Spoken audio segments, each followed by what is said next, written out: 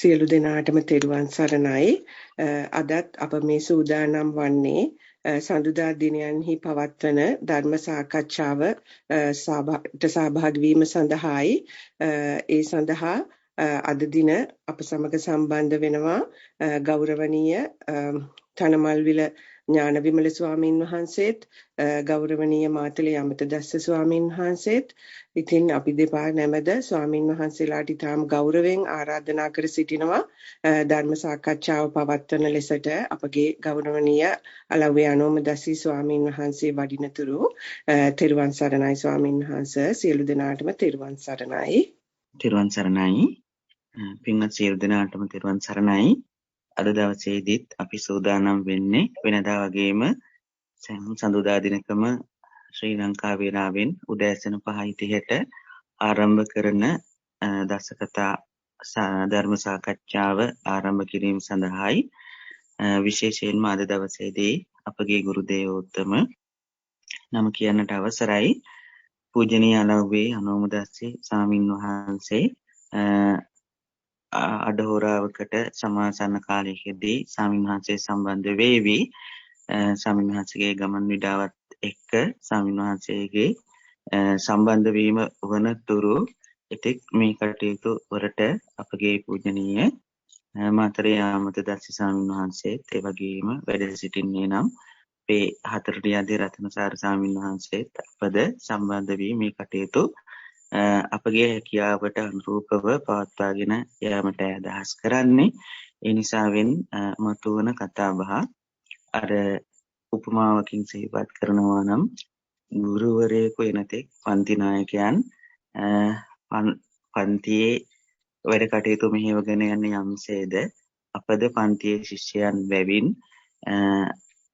නමුත් ස්වාමීන් වහන්සේගේ පැවරීමත් එක්ක මේ කටයුතු පවත්වාගෙන යාමටයි අදහස් කරන්නේ.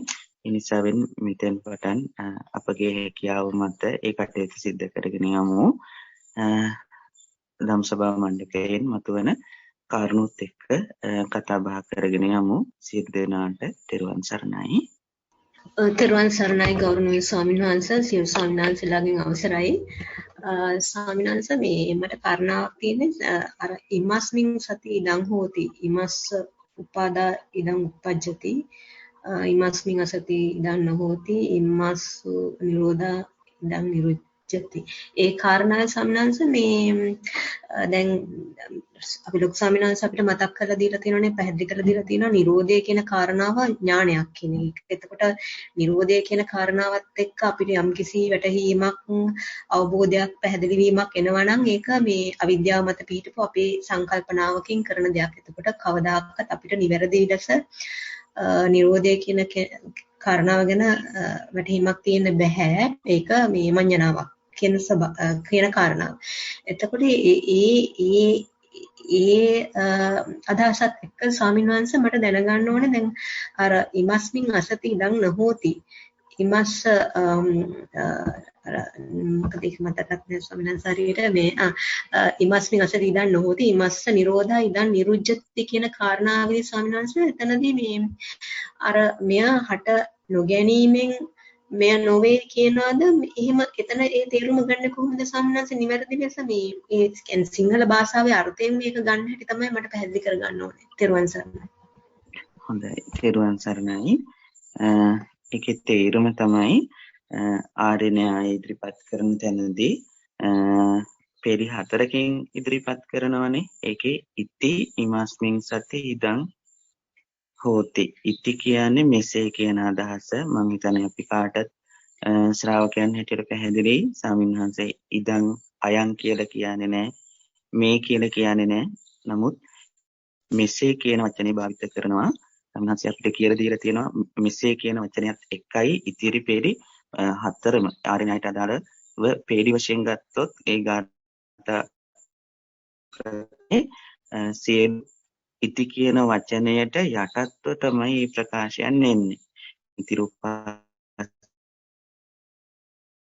සමුදයෝ කියන තැන්වලත් මාර්ගයේ අර්ථාන්විත වීම ඔබතුමී සිහිපත් කරාක් මෙන් නුවණ ඉස්මතු වීමත් එක්ක කතා කරන තැන්හිදී තමයි ඉති කියන වචනේ කතා කරන්නේ.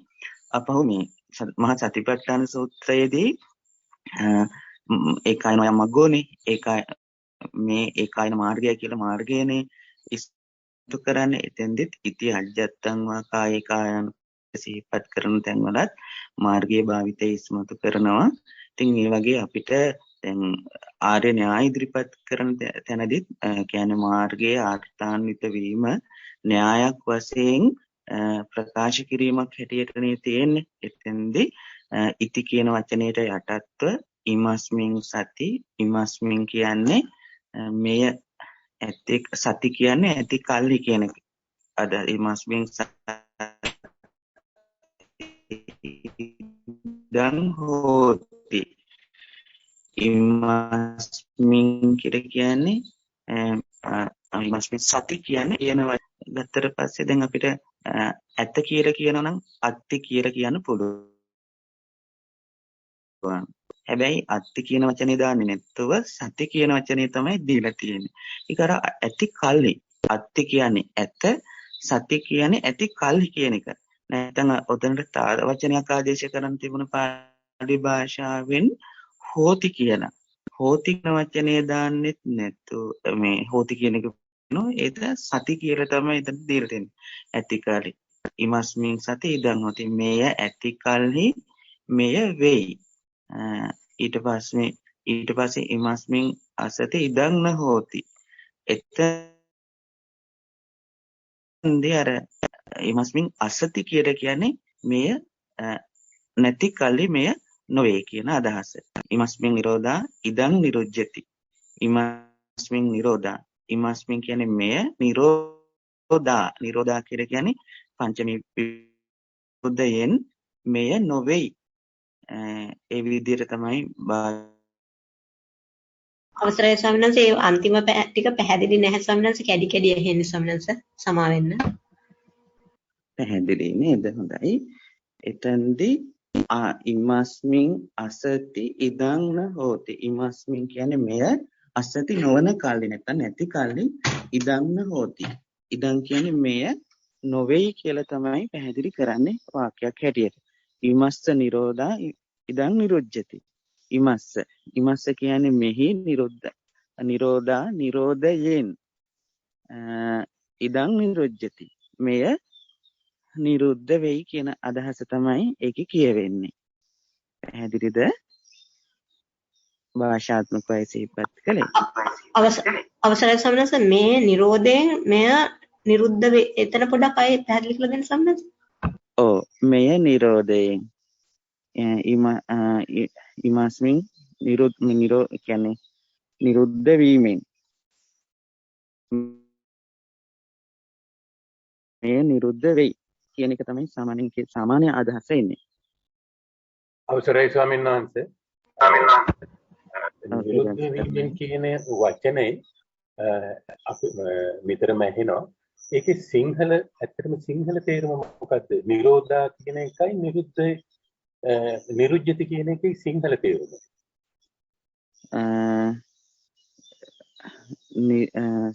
ඔකට මේ කටුකුරුන්දේ ස්වාමීන් වහන්සේ මේ නිතරම පාවිච්චි කරන වචනයක් තියෙනවා.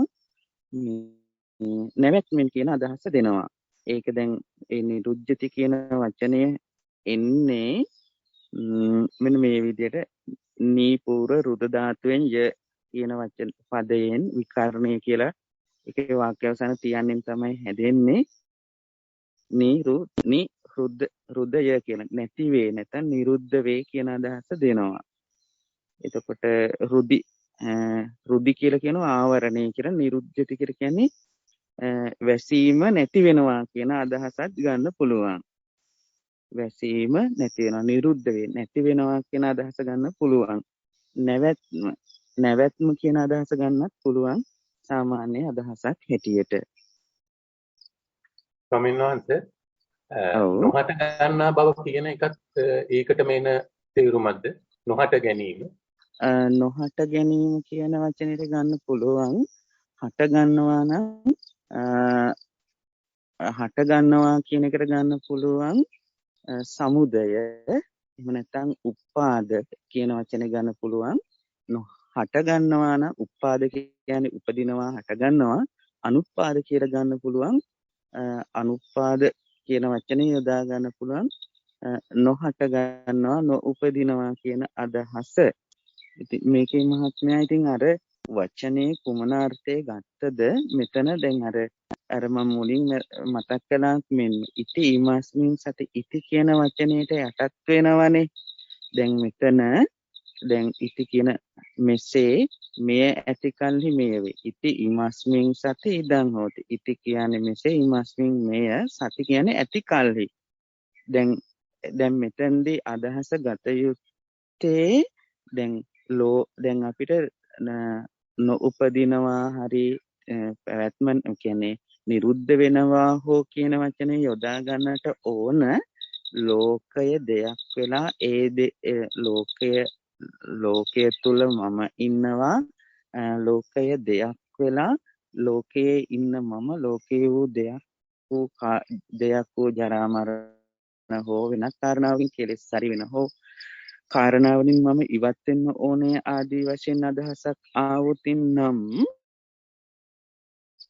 එතෙන්දී නම් අන්න ගන්න පුළුවන් ඉති ීමස්මින් සති. මේ සති කියන්නේ ඇති කල්හි කියන කාරණයනේ. එතකොට ඒකට සමාන්තරව යන අනිත් පද ඉදං හෝති මෙය වෙයි. ඉමස්ස උපාදා ඉදං උප්පජිති. ඉමස්ස කියන්නේ මෙහි උපාදා ඉපදීමෙන් ඉදං උප්පජ්ජති. මෙය උපදී කියන්නේ ඉමස්මින් අසති. ඉමස්මින් මෙය නැති කල්හි ඉදං නොහෝති. මෙය නොවේ කියලානේ. ඉමස්ස නිරෝධා මෙහි නිරෝධයෙන් ඉදං නිරුද්ධති. මේ නිරුද්ධ වෙයි.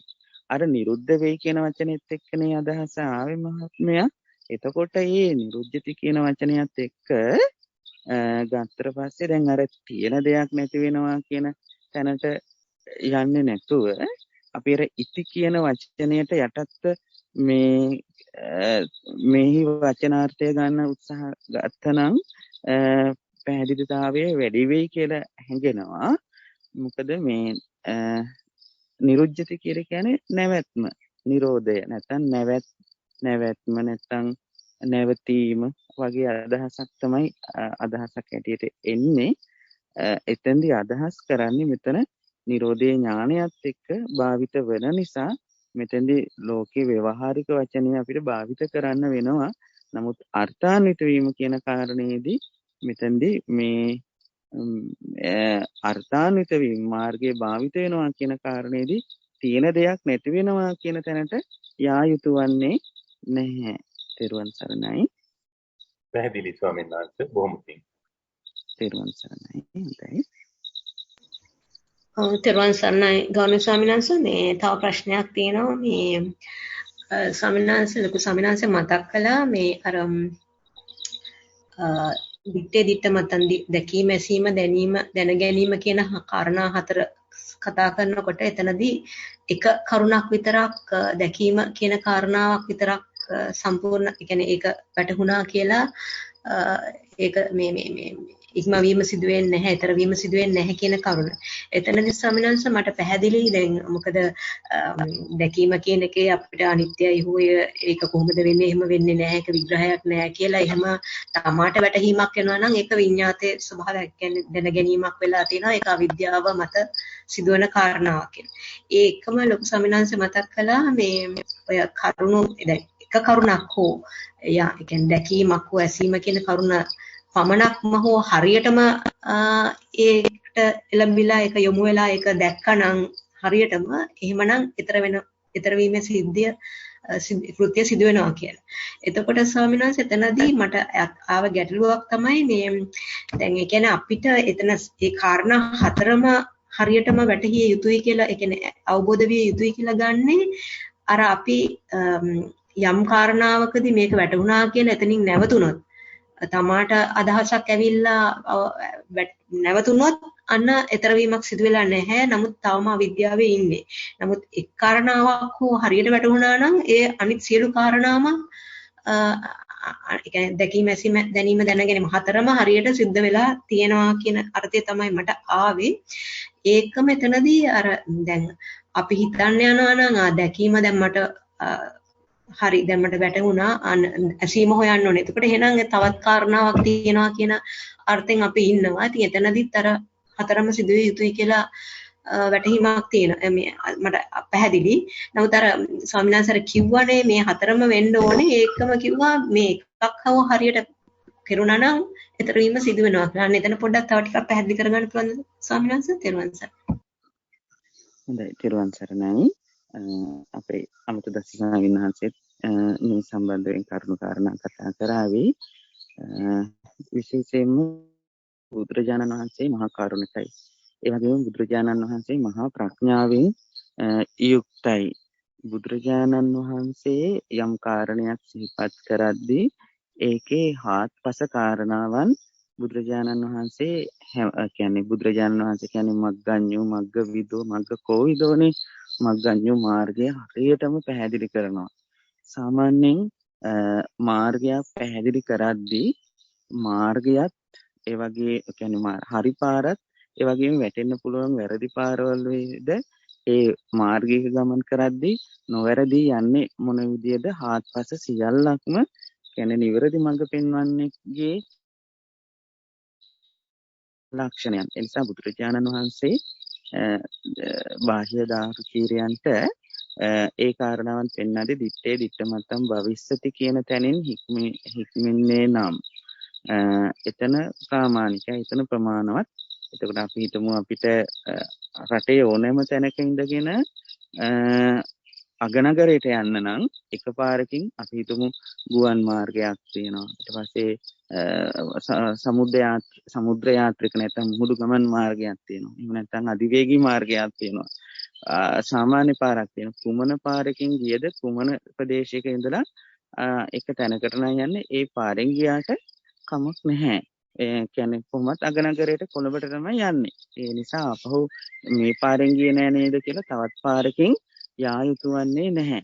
නමුත් අපි දිත්තේ දිත්තමත්තං භවිස්සති කියමු. දිත්තේ කියන්නේ දුටුවෙහි දිත්තමත්තං දැකීම මාත්‍රයක් භවිස්සති වන්නේය කියන තැනින් හික්මුණෝතින් ආපහු සුතේ සුතමත්තං මුතේ මුතමත්තං විඤ්ඤාතේ විඤ්ඤාතමත්තං කියන තැන් වලින් හික්මීමක් කරා යා යුතු වන්නේ නැහැ.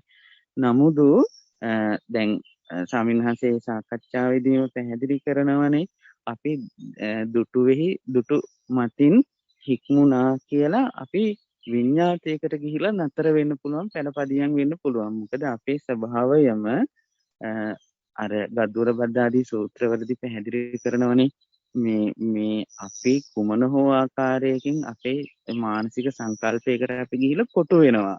අපි කොහෙන් හරි ගිහිල්ලා Taman තහවුරු වෙන තැනකින් රැඳෙනවා. ඒක තමයි අපේ සාමාන්‍ය ස්වභාවය. ආලය රාමා ආලය රතා ආලය සම්මුදිතා මේ ලෝකයේත් එක්ක කාමභෝගී ජීවිතයත් එක්ක ඒ වගේම තමන්ම තහවුරු වෙන වීමට අභිරුචියක් දක්වන අපි දැඩි කැමැත්තක් දක්වන අපි කොහෙන් හෝ අර අපි සීමා සහගත වෙනවා. කොහෙන් හරි තව තැනකින් කොහෙන් හරි සියුම්වට හෝ රළුවට හෝ ගිහිලා අපි එල්ලෙනවා. ඉතින් අර ඒ නිසා ස්වාමීන් වහන්සේට එතන සාකච්ඡාවේදී ඒ සිහිපත් කරපු සාකච්ඡාවේදී මතක් කරනවනේ අර පොට්ටපාදයන්ට සිහිපත් කරනවනේ විඥාන ස්රෝතයක් පිළිබඳව අඛණ්ඩ විඥාන ධාරාවක් පිළිබඳව ස්වરૂපයක් දැනගන්නවා. දැන ගැනීමක් දැනගන්නවා. ඊට පස්සේ හඳුන ගැනීමක් දැනගන්නවා. ඒ විතර නෙවෙයි දැනගැනීමක් දැනගන්නවා. දැන් අර අනාථපිණ්ඩිකෝ ආදී සූත්‍රවලදී අර නිශ්චිත විඥානයක් පිළිබඳව ඇසුරු කරගත්ත දැනගැනීමක් හා සම්බන්ධව කතා කරනවානේ. ඉතින් ඒ වගේ ඊළඟට මේ සාති භික්ෂුවටත් තණ්හා සංකේ සූත්‍රයේදී පැහැදිලි කරනවානේ භාග්‍යතුන් වහන්සේ ඒ සාති භික්ෂුන් වහන්සේත් සාධාරණ ලෝකයේ හා සාධාරණ කාරණයක් එක්කනේ සිහිපත් කරන්නේ. නොසිඳන විඥානයක් පිළිබඳ නොකැඩෙන දැනගැනීමක් හා සම්බන්ධව ජීවිතයක් කරා යන. ඉතින් ඒක ලෝකය හා සම්බන්ධව කරලා ගත්තට පස්සේ ඒක පැහැදිලි. ඒක දැන් අර ස්වාමීන් වහන්සේත් අපිට මතක් කරේ පහුගිය කාලවලදීත් ඇස කන නාසය දිව කයට පිළිසරණ මනසට පිළිසරණ බුද්ධියට පිළිසරණ ආත්මය කියලා වේදේ උගන්වන වගේ. එතකොට ආත්මන් එතකොට අර ඒ විදිහට ගත්තට පස්සේ ඒ ඉගැන්වීමත් අපි දරාගෙන ඉන්න අදහසුත් ගත්තට පස්සේ ලෝකය හා බලනකොට ලෝකයේ තියෙන සත්‍යය එක්ක ලෝකීය සත්‍ය හා මුහු වෙනවා. එතෙන්දී අර සාති භික්ෂුවගේ ඒ නොසින්දෙන විඥාන භවයෙන් භවය කරා ජීවිතෙන් ජීවිත ආත්මෙන් ආත්මය කරා යන ජීවිතයක් ගැන ලෝකීය මට්ටමින් කතා කරනවා නම් ඒක. ඊට පස්සේ පොට්ටපාද සූත්‍රයේ සිහිපත් කරන විඥාන ශ්‍රෝතය අඛණ්ඩ විඥාන ධාරාවක් පිළිබඳව ඉගෙනන්නේ ලෝකීය වශයෙන් සත්‍යයක් වෙනවා. හැබැයි මේ ලෝකෙන් ඈතර වීම කියන කාරණයක් එක්ක බලද්දී කල්පනා කරද්දී එතනදී භාග්‍යතුන් වහන්සේ දේශනා කරනවා දිත්තේ මත්තන් වුණොත් හරි. ඒක ප්‍රමාණවත්.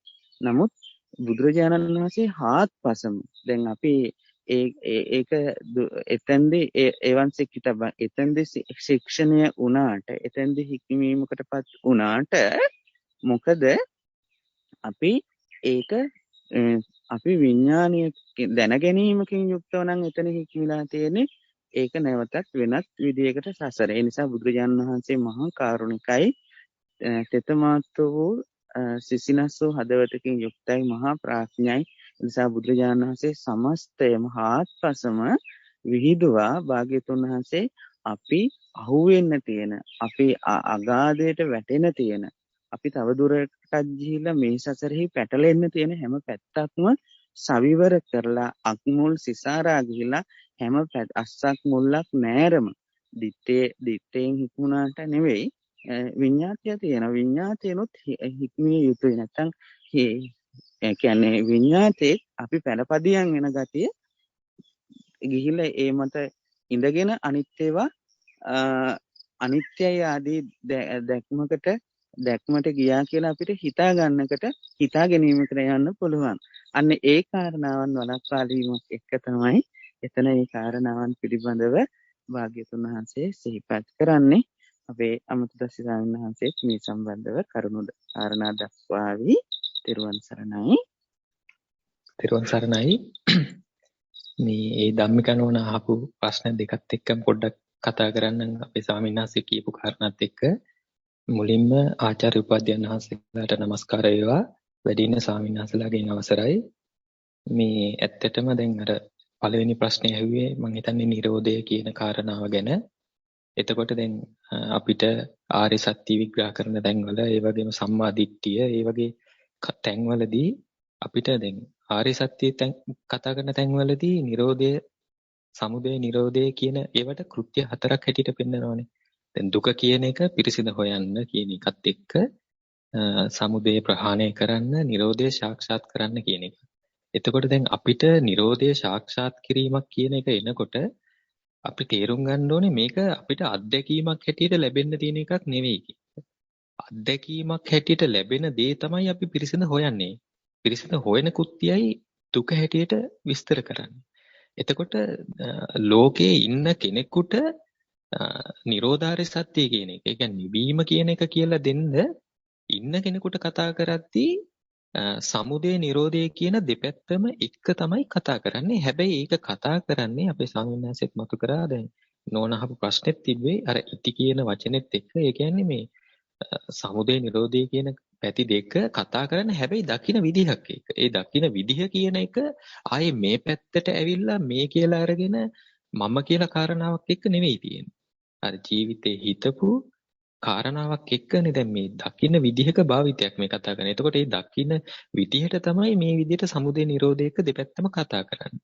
එතකොට එතනදී ආයි තියෙන එකක්ද මේ නැති වෙලා යන්නේ ඒ වචනේ අර්ථය මොකක්ද කියන කතාවකට ඉඩක් එන්නේ සාක්ෂාත් වීම කියන වචනේ ගත්තට පස්සේ ඒ කෘත්‍යයත් එක්ක.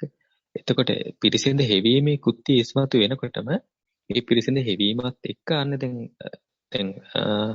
චතුරාර්ය සත්‍ය විග්‍රහයේ සමුදය ආර්ය සත්‍ය නිරෝධ ආර්ය සත්‍ය කතා කරද්දී අර මේ චක්කුන් ලෝකේ පිරූපං කියලා අර සාත ස්වરૂප ප්‍රිය ස්වરૂප හැටියට කතා කරන එකම දැන් ඒ විදිහටම නිරෝධ ආර්ය සත්‍ය කතා කරන තැනදී මේ ඒ තණ්හාම ඉතුරු නැතුව කියන එකත් එක්ක චක්කුන් අසති කියන කාරණාව කතා කරන්නේ. එතකොට එතන මම හිතනවා මේ නෝනාගේ ප්‍රශ්නෙට ඒ සමුදය ආර්ය සත්‍ය නිරෝධ ආර්ය සත්‍ය කියන කාරණාව පොඩ්ඩක් මට මතකයි ස්වාමීන් වහන්සේ කලින් කරලා තියෙනවා. එතනදී ওই දෙකේ මම හිතන්නේ පැටලිලා නැති වෙයි කියලා හිතනවා. මේ අපිට අර ලෝකේ කෙනෙක් හැටියට ඉඳලා ඒ කෙනාට අත්දකින්න පුළුවන් විදිහක් එක නෙවෙයි නිරෝධය කියන කාරණාව යෙදෙන්නේ. අත්දැකීම කියන එකක් මොනෑම හෝ විදිහකට යෙදෙනවා නම් ඒක තියෙන්නේ පිරිසිදු හොයන කියන කෘත්‍යයක් එක්ක. අන්න ඒක දැන් නිරෝධය කියන එක කතා කරන්නේ සම්පූර්ණයෙන්ම අර විවේක නිසිත විරාග නිසිත අන්න ඒ ආදී වශයෙන්නේ. සමුදේ පැත්ත කතා කරනකොට ඔන්න ඔය කාරණාව කතා වෙන්නේ අර ඉන්න කෙනෙකුට කියලා දෙද්දි සමුදයත් එක්ක කියලා දෙන්න වෙනවා. මොකද ඒ සම්පූර්ණයෙන්ම ඉන්න කෙනෙක් හැබැයි මේක තියෙන්නේ ලෝකේ ඉන්න කෙනෙකුට කියන එකක් එක නෙවෙයි අර ඊතර වීමේ දැක්මක් එක්ක ඒ භාවිතයක් තියෙන්නේ.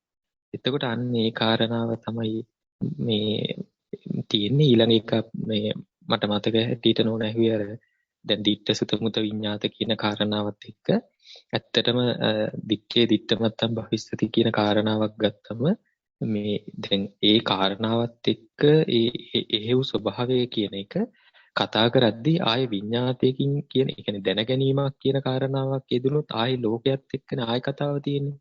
එතකොට දැන් මේ කාරණාව එකක්ද තුනක්ද දෙකක්ද හතරක්ද කියන කතාවකට අපි අර සුතේ නිරවුල් කර ගැනීමට අපිට ඒ දේශනාවක් හැටියට ඒ දේශනා පරියාය මේ නිදානයත් එක්ක ඉගෙන ගැනීමට යොමු වෙද්දී අන්න ඒ කාරණාවේදී ඒක හතරක් හැටියට කියනවා නම් ඒ හතර හැටියටයි එහෙම දරා ගන්න ඕනේ. හැබැයි මේක හතරක් හැටියට කියලා තිබ්බා කියලා මේක භාවිතයේ සිද්ධ වෙද්දී මේක හතරක් හැටියට සිදු වෙනවද කියන කතාව ගන්න ගිය ප්‍රශ්නයක් එනවා.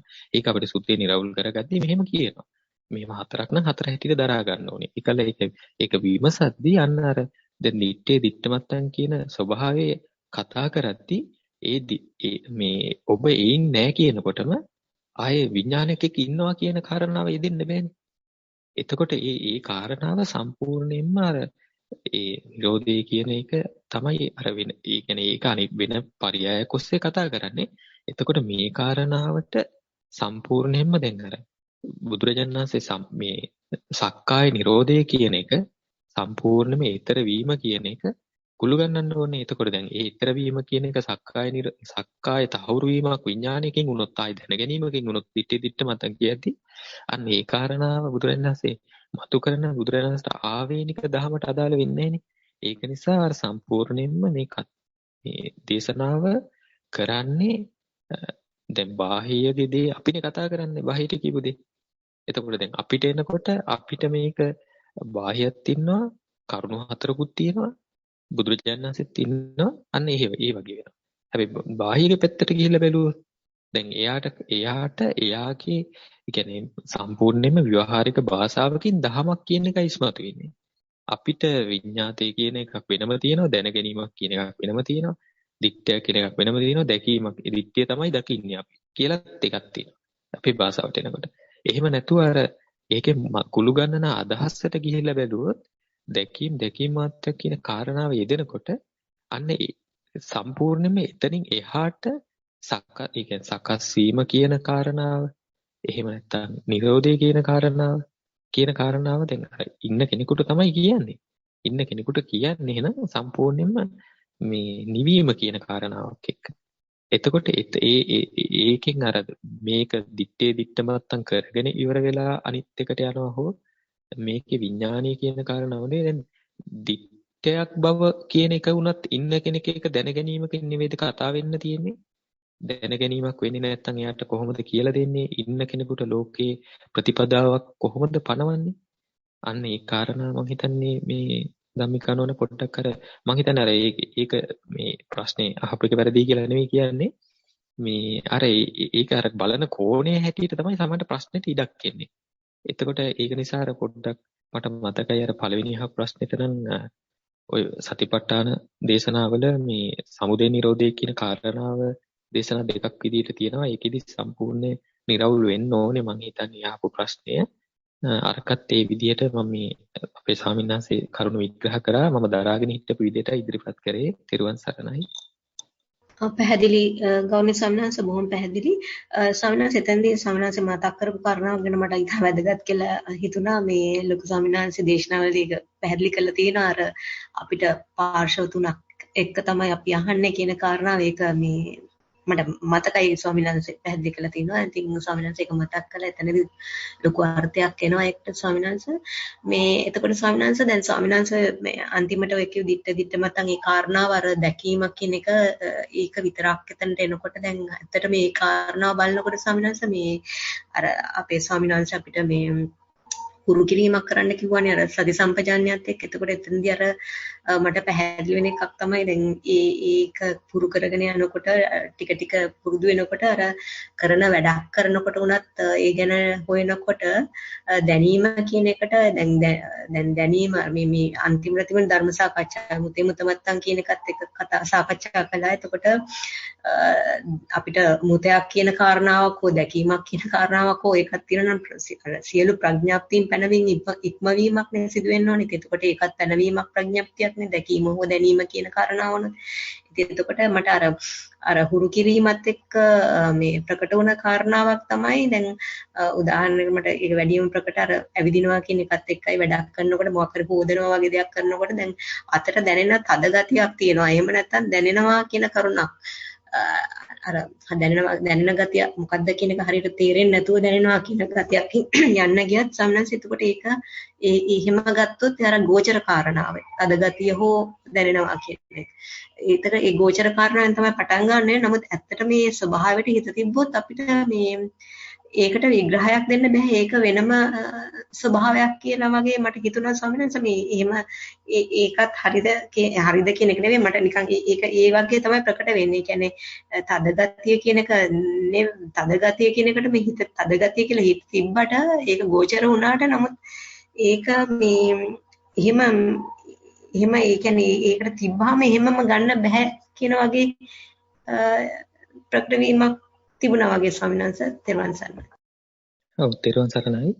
මේ ඇත්තට මෙහෙමයි දැන් සති සම්පජන්ණය වගේ කාරණාවක් ඒක පුරුදු කරන්න ඕන එකක්. එතකොට ඒක පුරුදු කරද්දී දැන් හුස්ම රැල්ල කියන කාරණාවක් මුලින්ම යොමු වෙන්න තියෙන්නේ කොහොමද තියෙන හුස්ම රැල්ලක් හොයාගෙන යනවා කියන තැන ඉඳලානේ.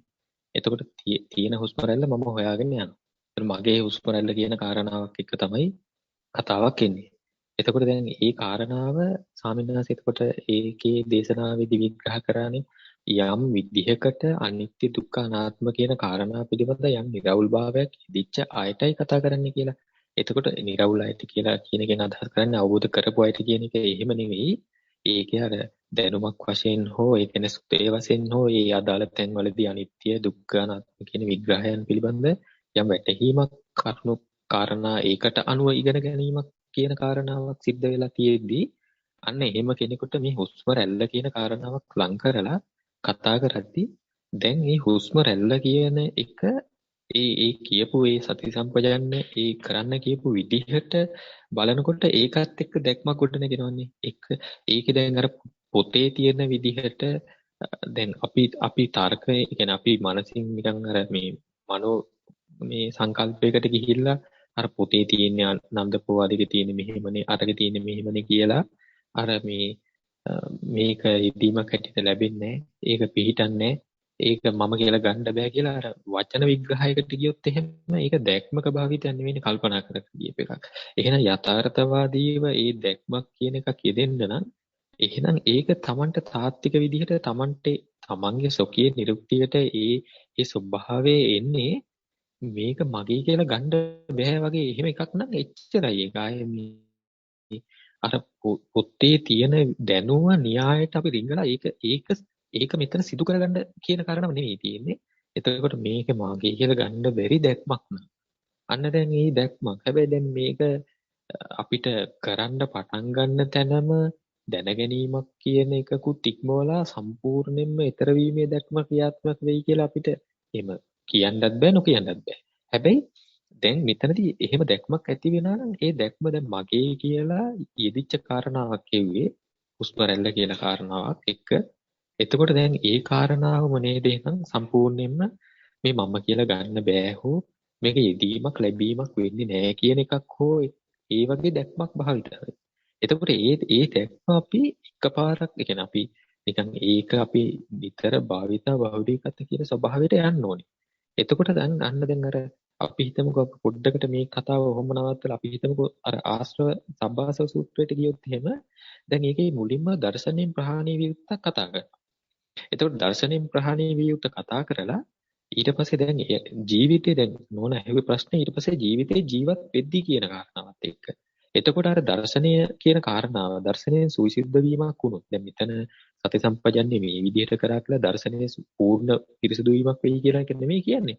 නමුත් අපිට එතන හුස්ම රැල්ල කියන කාරණාවක් එක්ක යම් මේක මගේ කියලා ගන්න බැරි දැක්මක් ඇති වෙනවා නම් ඒක ඒ වගේ අපි ජීවිතයේ ඒ දැක්මට අනුව හුරු කිරීමක් කරනවා නම් අන ජීවිතේ ජීවත් වෙනවා. එතකොට වතුර අල්ලනවා වෙන්න පුළුවන්, තද ගති ලැබෙනවා වෙන්න පුළුවන්, ගලාගෙන යනවා වෙන්න පුළුවන්, උණුසුමක් වෙන්න පුළුවන්, ඕනම එකක් වෙන්න පුළුවන්. අපිට ඊට පස්සේ ජීවත් වෙද්දී අපිට ලැබෙන කාරණාව අන්න අර කියන්නේ අර භාවනාවට අදාළ වූ අපිට දැක්මක් වෙනවා නම් ඒ දැක්ම භාවිතා වෙන විදිහක් නෙවෙන්න ඕනේ. එතකොට ඒ දැක්ම භාවිතා වෙන්න නම් අර දැක්ම කියන කාරණාව නිකන් අපිට අර මේ කන වෙලාවට විතරක් රස දැනෙනවා කන් නැති වෙලාවට රස දැනෙන්නේ නැහැ වගේ අර ඒ භාවනා කරන වෙලාවට විතරක් ඒ දැක්මක් ඇවිල්ලා අපි ජීවිතේ ජීවත් වෙනකොට ඒ දැක්ම මොකද්ද කියන කාරණාවක් එන්න විදිහක් දෙකක් වෙන්න විදිහක් නැහැ.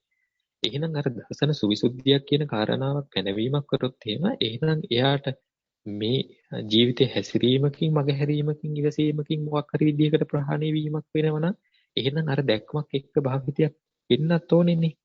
එහෙනම් ඒක වෙන්නත් ඕනේ අර අපි පුරුදු කරන දෙයක් එක්ක. එතකොට මේ දැක්ම අපි පුරුදු කරන විදිහට තමයි අපිට අර ජීවිතයේ යෙදෙද්දි මේ දෙන කාරණාවත් එක්ක අපිට අරකේ භාවිතය කියන කාරණාවත් එක්ක තමයි මෙතන අපිට තියෙන්නේ. නැත්තම් අපිට ඒක අපි දැන් අපිට වතුර ආහාරය අල්ලනකොට නැත්තම් අපිට භාජනයක් අල්ලනකොට නැත්තම් මට එන්න ඕන කියපු ප්‍රශ්නේ මතක නැහැ. නමුත් අර ලෝකේ ජීවත් වෙද්දී අපි මේ කාරණාවක යෙදෙනකොට අපිට මේ දැක්ම අපි සංකල්පයකට ගිහිල්ලා මේ දැක්ම මෙතෙන්ද ගලප ගන්න නෙවෙන්නේ. එහෙම ගලප ගැනීමකින් මේ දැක්ම තද්දගතියක් යෙදුනම ඒ තදගතියක් කියන කාරණාව යෙදෙන තැනම දැක්ම භාවිතා වෙලා තිබ්බනම් තදගතිය මගේ කියලා යන්න විදිහක් නැහැ. එහෙනම් තදගතිය කියන එක මගේ කියලා යෙදුනේ අර භාවනා කරන වෙලාවට එදිච්ච දැක්ම භාවිතා වුණා නම් මේ තදගතියක් කියන එක මගේ කියලා ගන්න බැරි දැක්ම නේද එන්න ඕනේ. ඒක ප්‍රශ්නෙට ඉඩක් නැති වෙන්න ඕනේ. එහෙනම් මෙතන සම්පූර්ණයෙන්ම අර දැක්ම ආපහු කල්පනාවකට ගිහිල්ලා ගන්න බෑ. එහෙනම් මේ දැක්ම ලෝකේ ඥානයක් විදිහට තියෙන්න ඕනේ. එහෙනම් ඒක භාවිතා කරනවා කියලා කියන්නේ අපිට එහෙනම් ගොඩක් පුරුදු කරන්න වෙනවා. ඒකල අපේ ජීවිතේ නමුත් අපිට ජීවිතේ ජීවත් වෙද්දී දැන් හුස්ම රැල්ල කියන එක එකම නෙවෙයිනේ. ඇවිදිනවා කනවා බොනවා ඒවා තියෙනවා. එතකොට දැන් ඒකත් එහෙනම් අපි අර හිතන දේවල් එක්ක අර දැක්මට අදාළ වූ විදිහට ඒකට අනුරූප වූ විදිහට හසුරුව ගන්න මහන්සි ගන්න ඕනේ. ඉතින් නෝනාට මේ ප්‍රශ්නේ අපිට හොඳයි. එතකොට දැන් අපිට එහෙනම් මෙතනදී අර දැක්ම භාවිතා වෙනවා නම් සති සම්පජන්ණය කියන එකක් එක්ක මේකේ තදගතියක් ගොරෝසු බවක් හෝ මොකක් හෝ කියන කාරණාව ගැන එතනින් එහා සංකල්පත් එක්ක ප්‍රශ්න එන්න විදිහක් නැහැ. මොකද මේ දැක්ම තියෙන්නේ යෙදීමක් ලැබීමක් එන්නේ නැහැ කියන එක. ඒ දැක්ම තියෙන්නේ සම්පූර්ණයෙන් පිළිටන්න බැරි ස්වභාවයක් එක්කන. ඒ දැක්ම තියෙන්නේ මම කියලා මගේ කියලා ගැනීම සුදුසු නැහැ කියන ස්වභාවයක් එක්කන. තදගතිය කියන එක මම කියලා ගැනීමක් කියන එක යෙදෙන්න විදිහක් නැහැනේ. ප්‍රශ්නෙට ඉඩක් නැති වෙනවා. දැක්ම භාවිතේ වීමේදී හැබැයි දැක්ම එතෙන්න තදගතිය ලැබුණාම ලැබිච්ච තදගතියට දැක්ම කල්පනාවකට ගිහිලා ගන්න එකක් නෙවෙයි. එතන පුරුදු කිරීමක් එක්ක සිදුවේ යුත්තේ දැක්ම භාවිතා වීමක්. එතකොට මේ දැක්මෙන් භාවිතා වීමයි නෝනා සිද්ධ වෙන්න ඕනේ. මේ ඒ කියපු ප්‍රශ්නේ ඇහිච්ච විදිහත් එක්ක තමයි මම කිව්වේ. ත්‍රිවන් සරණයි. තිරුවන් සරණයි ගෞරවනීය ස්වාමීන් වහන්සේ මේ ඒක ස්වාමීන් වහන්සේ කිව්ව එකත් එක්ක මට නැවතත් හිතන්න ඕනේ කියලා හිතුණා ස්වාමීන් වහන්සේ මේ තව කට්ටිය ඉන්නවා ප්‍රශ්න අහන්න මම පස්සේ ඒක යොමු කරන්නම් ස්වාමීන් වහන්සේ තිරුවන් සරණයි බොහොම පිං. තිරුවන් සරණයි සියලු දෙනාටම සියලුම ස්වාමීන් වහන්සේලාගේ දෙපා වන්දනා කළ අවසර ඉල්ලනවා. මගේ මේ ප්‍රශ්න ඉදිරිපත් කරන්න කලින් මේ අපේ මේ තනමල්විල ස්වාමීන් වහන්සේගෙන් පොඩි කාරණාවක් දැනගන්න තියෙනවා. ස්වාමීන් වහන්සේ අර පර්ත් නුවර සීල් ව්‍යාපාරයේදී ලොකු ස්වාමීන් වහන්සේයි ඔබ වහන්සේයි මේ ධම්ම සාකච්ඡා දෙකක් කළා. ඒකේ ලොකු ස්වාමීන් වහන්සේගේ සාකච්ඡාව වැටිලා තියෙනවා. මේ තනමල්ලිල ස්වාමීන් වහන්සේ කරපු එක මේ රෙකෝඩින් එකක් ගන්න පුළුවන්ද කියලා දැනගන්න කැමති. මොකද මං කීප දෙනෙකුට පොරොන්දු වුණා ඒ රෙකෝඩින් දෙක එවන්නම් කියලා. ඒක මගේ ප්‍රශ්නය ස්වාමීන් වහන්සේ. අපේ ලොකු ස්වාමීන් වහන්සේගේ ධර්ම සාකච්ඡා 338 දී අපේ ලොකු ස්වාමීන් වහන්සේ මේ කාරණාවක් කියනවා අර සතිය පවත්තන එක. එතෙන්දී කියන්නේ හැදිච්ච කෝණේ එක යෙදිච්ච කාරණාව දෙස බලන්න කියලා. එතකොට ඒ කියන්නේ සිය ත්‍රිවෘත්තවිය යෙදෙන සිද්ධියට නෙමෙයි හැදෙන කෝණයට කියලා. ඒ වගේම අපේ ලොකු ස්වාමීන් වහන්සේ අර සති සම්පජාන්න භාවනාවේදී අනිච්ච සංඥා මානසිකාරය ආනාපාන සතියට යොමු කළා මේ කියලා දුන්නා. එතකොට මගේ ප්‍රශ්නේ ස්වාමීන් වහන්සේ මේ දෙක ගලප ගත්තාම මට මේ තේරුම් ගියේ ස්වාමීන් වහන්සේ දැන් අපි ඇත්තටම අනිච්ච සංඥා මානසිකාරය කිව්වට ඒක මේ තාමත් මේ සුතෙන් දැනගත්ත මානසිකාරයක් තමයි. ඒ මානසිකාරයට සතිය පිහිටවලා කරන කාරණාවක් දෙස එදිනෙදා කරන කාරණා දෙස බැලීමක් වගේ දෙයක්ද ඒ අදහස් කළේ කියලා පොඩ්ඩක් පැහැදිලි කරලා දෙනවා නම් ස්වාමීන් වහන්සේ ගොඩක් පිං. තෙරුවන් සරණයි. තෙරුවන් සරණයි. රෙකෝඩින් එකක් ගන්න පුළුවන් සුනිල් මහත්මයා. ඒක අර ඔබතුමා කුජදාහම කියන ගෲප් එකේ ඉන්නවා නම් එතන තමයි ලින්ක් එක යොමු කරන්නම්. එහෙමයි. හොඳයි. අනිත් කාරණේ තමයි සතිය කියන කාරණේත් එක්ක දැන් ස්වාමීන් වහන්සේ පැහැදිලි කරලා දෙනවනේ අජිත සූත්‍රයේදීත් භාග්‍යවතුන් වහන්සේ පෙන්වලා දෙනවා අවිජ්ජාය නියුතෝ ලෝකෝ. ලෝකේ වැහිලා තියෙන්නේ අවිද්‍යාවෙන්. ඊට පහළින් ගාථාවකදී සඳහන් වෙනවා සති තේසං නිවාරණං. තේසං ඔවුන්ගේ නිවාරණය සති සිහිය කියන තැනින්. ඒතකොට සිහිය කියන තැනින් ගත්තට පස්සේ ඔබතුමා සිහිපත් කරේ අර උපුටනයකුත් එක්ක සාමනහස පැහැදිලි කරපු කාරණේකුත් එක්ක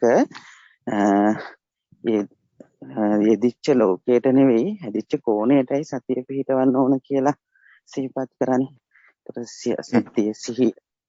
සිහිය කියලා ගත්තට පස්සේ මෙතනදී සිහිය කියන කාරණය ලෝකීය මට්ටමින් කතා කරන සිහියකට ඔබට ගිහිල්ලා කතා කරෝතින් දැන් බුදුරජාණන් වහන්සේ දැන් බොජ්ජංග භාවිතයේදී කියන්නේ මේ කියන්නේ අපි අර්ථාන්විතව භාවිත වෙද්දී ධම්මං අනුවිතක්කේති අනුවිචාරේති ධර්මයට අනුවම හිතීම යොමු කරද්දීනේ සති සම්බොජ්ජංගය වැඩෙන්නේ. එතකොට දැන් අපිට ස්වාමීන් වහන්සේත් දැන් ඒ අපි භාවිතයකට යොමු කරන්නේ ප්‍රායෝගිකත්වයකට යොමු කරන්නේ සාමාන්‍ය ලෝකයේ හිතමින් ගන්න මානසික විතර්කයක් නෙවෙයි කියන කාරණයක් ස්වාමීන් වහන්සේ අපිට පැහැදිලි කරලා දුන්නා. කාටත් පැහැදිලි. ඒ කියන්නේ හිතා ප්‍රතිපදාවකට යනවා කියන තැනක් නෙවෙයි. හැබැයි ඒකෙන් අදහස් කරන්නේ කියන්නේ සැබෑම ප්‍රඥාවේ භාවිතය කියන තැනක් නෙමෙයි. නමුත් අපේ සුතමය වශයෙන් පිරිසිදු වීමක් එක්ක යම් ප්‍රායෝගිකත්වයකට යොමු වීමක් එක්කනේ මෙතනදී කතා කරන්නේ. අන්න ඒ කාරණයක් එක්ක එතනදී මහත්මයා දැන් යෙදිච්ච ලෝකයට කියන තැන යෙදිච්ච ලෝකයට කියන කාරණයට හැදිච්ච කෝණයටයි සිහිය භාවිත කරන්නේ. ඒතර සිහිය දැන් අංගි සූත්‍රයේදී පවා සහ බොජ්ජංග භාවිතයන්හි පවා පැහැදිලි කරනවනේ සතිය තමයි උඩින්ම තියෙන්නේ කියලා. සිහිය කියන කාරණය හැබැයි ඒ සිහිය කියන කාරණය නිතරම කතා කරන්නේ දැන් වෙනත් සූත්‍ර දේශනාවන් එක්ක පවා ගත්තට පස්සේ සිහිය තනිවින්ම කතා කරන්නේ නැහැ. සිහිය හුදකලා කරලා කතා කරන්නේ නැහැ. සිහිය ගැන කතා කරනකොට ආතාපි සම්පජානෝ සතිමා. ආතාපි කියන්නේ කෙලස් තවන වැර වීර්ය. ආතාපි සම්පජානෝ. ඊට පස්සේ සම්පජාන මන අවබෝධය මන වැටහීම නැත්නම් අපි නුවණ කියලා කියමු. එක තමයි සතිමා සිහිය පිළිබඳව කතා කරන්නේ.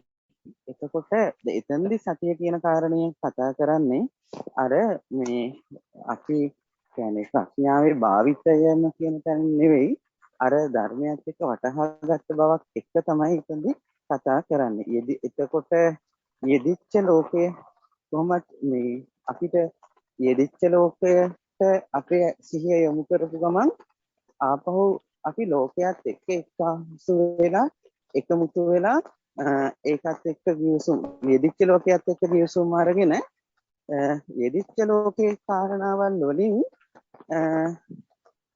යෙදිච්ච ලෝකයක් එක එක්කාසෙලා තවදුරටත් ලෝකයේ සුවයක් ලෝකාංශයක් කියන තැනකින් ගිහිල්ලා නතර වෙන්න පුළුවන්. ලෝකයේ සුවයක්, ලෝකයේ විමුක්තියක්,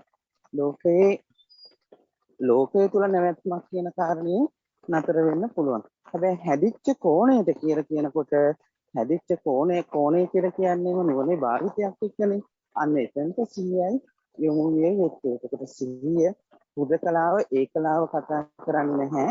සිහිය එන්නේ අර ධර්මයක්. මුලින් කියන්නේ යම් විමසීමක එක්ක කියන්නේ අපේ ප්‍රායෝගික ජීවිත භාවිතයක් නොයෙකුත් තන්වර හිර වෙන්නේ නැතුව දේශනාවේ ඇසූ කාරණයක් එක විමසීමත් එක්කම ඇතිවෙනා වූ සතිය තමයි එතෙන්දී කුළු ගැන්වෙන්නේ. නැත්නම් යෙදිච්ච ලෝකයට සිහිය යෙදුවොතින් අන ලෝකයේ සුවයක් ලෝකයේ තුල ලබන්නා වූ සැනසීමක් කරා යන්න පුළුවන්. හැදිච්ච කෝණයට යොමු වුණාට පස්සේ ඒ සිහිය ඒක භාවිතයක් බවට පත් වෙනවා. අන්න ඒ නිසායි එතෙන්දී ඒ සිහිය වටිනාකම සිහිපත් කරන්නේ. අජිත සූත්‍රයේදී සතිතේ දැන් ලෝකයේ වැහිලා තියෙන අවිද්‍යාවෙන්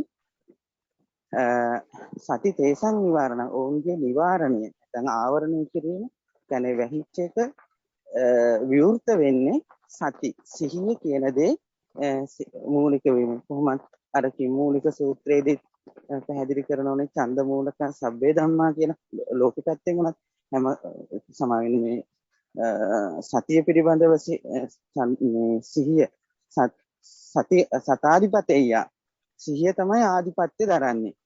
සත්තාධිපතේය කියන තැනින් ගත්තට පස්සේ ඔය කාරණාවල සිහිය ප්‍රමුඛ වෙනවා. සිහිය ප්‍රධාන වෙනවා. සිහිය තමයි ආධිපත්‍ය ධර්මය පතුරවන්නේ. එහෙනම් ප්‍රඥාවේ භාවිතයටත් අපි සිහිය කියන දේ ගොඩාක් වැදගත් වෙනවා. මොකද මේ දැන් අපි ලෝකෙ මට්ටමින් මැනලා කතා කරොත් සේක කෙනෙක් වුණත් ලෝකේ ජීවත් වෙද්දි ලෝකයේ කාරණා එක්ක මුහු වෙලා යනවනේ. ලෝකයේ සේකෙක් වුණත් පරිහානියටපත් වෙනවනේ. නමුත් සිහිය ඉපැද්දවීමත් එක්ක ඒ කියන්නේ ධර්මමය මානසිකාරයක් එක්ක ඒ කියන්නේ ධර්මයට අනුකූල මානසිකාරයක් එක්ක සිහියක් එක්ක සිහිය ඉපැද්දවීමෙන් තමයි ප්‍රඥාවේ භාවිතයට අස්ථානිත වීමට යොමු වීමක් වෙන්නේ. නිසා තමයි සිහිය එතනට යොමු කරන්න කියලා සිහිපත් කරන්නේ. අපේ සංඝහන්සේලාත් සහෝදර සංඝහන්සේලාත් අදහස් දක්වාවි ඒ සම්බන්ධයෙන්. පෙරවන් සරණයි. පෙරවන් සරණයි ගොඩාක් පිං අපේ ස්වාමීන් වහන්සේට. පෙරවන් සරණයි. මේ ඇත්තටම ස්වාමීන් වහන්සේ උත්තරේ හොඳට ඒ කියන්නේ ඒකට අදාළ ප්‍රශ්නෙට අදාළ විදිහ විග්‍රහය කරා. මේ ඇත්තටම අර දැන් අපි ඉන්න තැනක ඉඳලා මේ යම් සිද්ධියක් ලඟ වුණාට පස්සේ හිතන කාරණාවක් එක්ක හෝ අපිට දැනෙන හඳුනගන්න ඕනම කාරණාවක් එක්ක අපිට ඊට පස්සේ මේ දැක්මක් භාවිතා වෙන එකක් නේ සිහිය කියන එක. මේ දැක්මක් එක්ක සිහිය භාවිතා වෙන විදියක්. එතකොට මේ දැක්ම කියන එක අපිට තේරලා තියෙන්න ඕනේ ඉන්න තැනදී මගේ ඇහැ කියලා, මගේ කන කියලා හරි, මට දකින්න දෙයක් තිබ්බ කියලා හරි, තියෙන ලෝකය කියලා හරි මොනවා හරි ওই විදිහේ යෙදීමක් නේ තියෙන්නේ. එතකොට ඉන්න තැනදී ලෝකය ওই විදිහට කතා කරනවා. එතකොට මෙතනදී ජීවිතේ හිතන කෙනෙක් වුණොත් දැන් අපේ ස්වාමීන් වහන්සේ අජිත සූත්‍රය මතු කරා. එතකොට මොකෙද්ද වැහිලා තියෙන්නේ කියලා හදි අවිද්‍යාව කියන එකනේ ප්‍රකට කරන්නේ. එතකොට අඥානකම කියන එක තියෙන්නේ. එහෙනම් ඒක හිතන්නේ නැතුව, ඒක පිරිසිදු හොයන්නේ නැතුව ලෝකයේ තුල läග ගැනීමක් එක්කනේ. එතකොට මෙතනදී මේ දැක්ම කියන කාරණාවට එනකොට මගේ ඇහැ කියන එකක් එක්ක නෙමෙයි ඇහැ කියන එක නම් ඒ සිද්ධියට සම්බන්ධ උනේ. යම් යෙදීමට ඇහැ කියන කාරණාවක් කියන එකක් එක්ක තමයි ඔය දැන් අපිට ඒක පිහිටීමක් නැත්තම් යෙදීමක් ලැබීමක් වෙන්නේ නැහැ කියන ඔය සති සම්පජන්‍ය විදිහට හුස්ම රැල්ලක් එක ගත්තොත් හුස්ම රැල්ල කියන කාරණාවක් එක තමයි යෙදීම ලැබීම කියන එක කතා කරන්නේ. එතකොට දැන් මෙතන අන්නේ දැක්මක් කියන එකක්. එතකොට දැන් ওই තැන්වලදී තමයි මහත්තයා අර කතා කරන්නේ මේ විදිහේ දැක්මක් ඇති වුණා. එතකොට ওই දැක්ම කියන එක නිවීමම වුණොත් අය උතනින් එහාට කතා කරන්න ඕනේ නැහැ. එහෙනම් දැන් මේ ඇහෙන කාරණාවත් එක්ක අන්න දැන් මේ ඉක්මන කෙනෙක්ගේ වැඩපිළිවෙලක් කතා කරන්නේ. එතකොට මේ හැබැයි මෙතන තියෙන්නේ විමසීමක් යෙදිලා තියෙනවා. හිතන ගතියකේ හිතීමක් යෙදිලා තියෙද්දි ඒ හිතීමත් එක්ක තමයි මේ ප්‍රශ්න කරන එක මේ සම්පූර්ණයෙන් මේ ප්‍රඥාව භාවිත වෙන විදිහ කතා කරන්නේ. එතකොට ඔන්න ඔය විදිහේ දැක්මට අදාළව ඒ විමසන ගතියෙන් යුතු ඒ දැක්මත් එක්ක සිහිය කියන එක භාවිත වෙන විදිහ. එතකොට ඔය විදිහට දකින්න කියනවා ජීවිතය ඊටු යෙදීම් කියන එක. එතකොට මේ කාරණාව අර දැක්මත් එක්ක සිහිය කියනකොට දැන් අර සති සම්පජන්ණය කියන කාරණාවේදී ඒ අපිට කුළු ගන්නලා කතා කරන දැක්ම කියන කාරණාව තමයි එතන තියෙන්න ඕනේ. නැත්නම් අපිට මුලින්ම ලෝකයක් තියෙන තැන ඉන්න මට තියෙන දෙයට සිහිය පවත්වන්න පුළුවන්. හැබැයි මෙතන කතා කරන්නේ අර විමසීමත් එක්ක.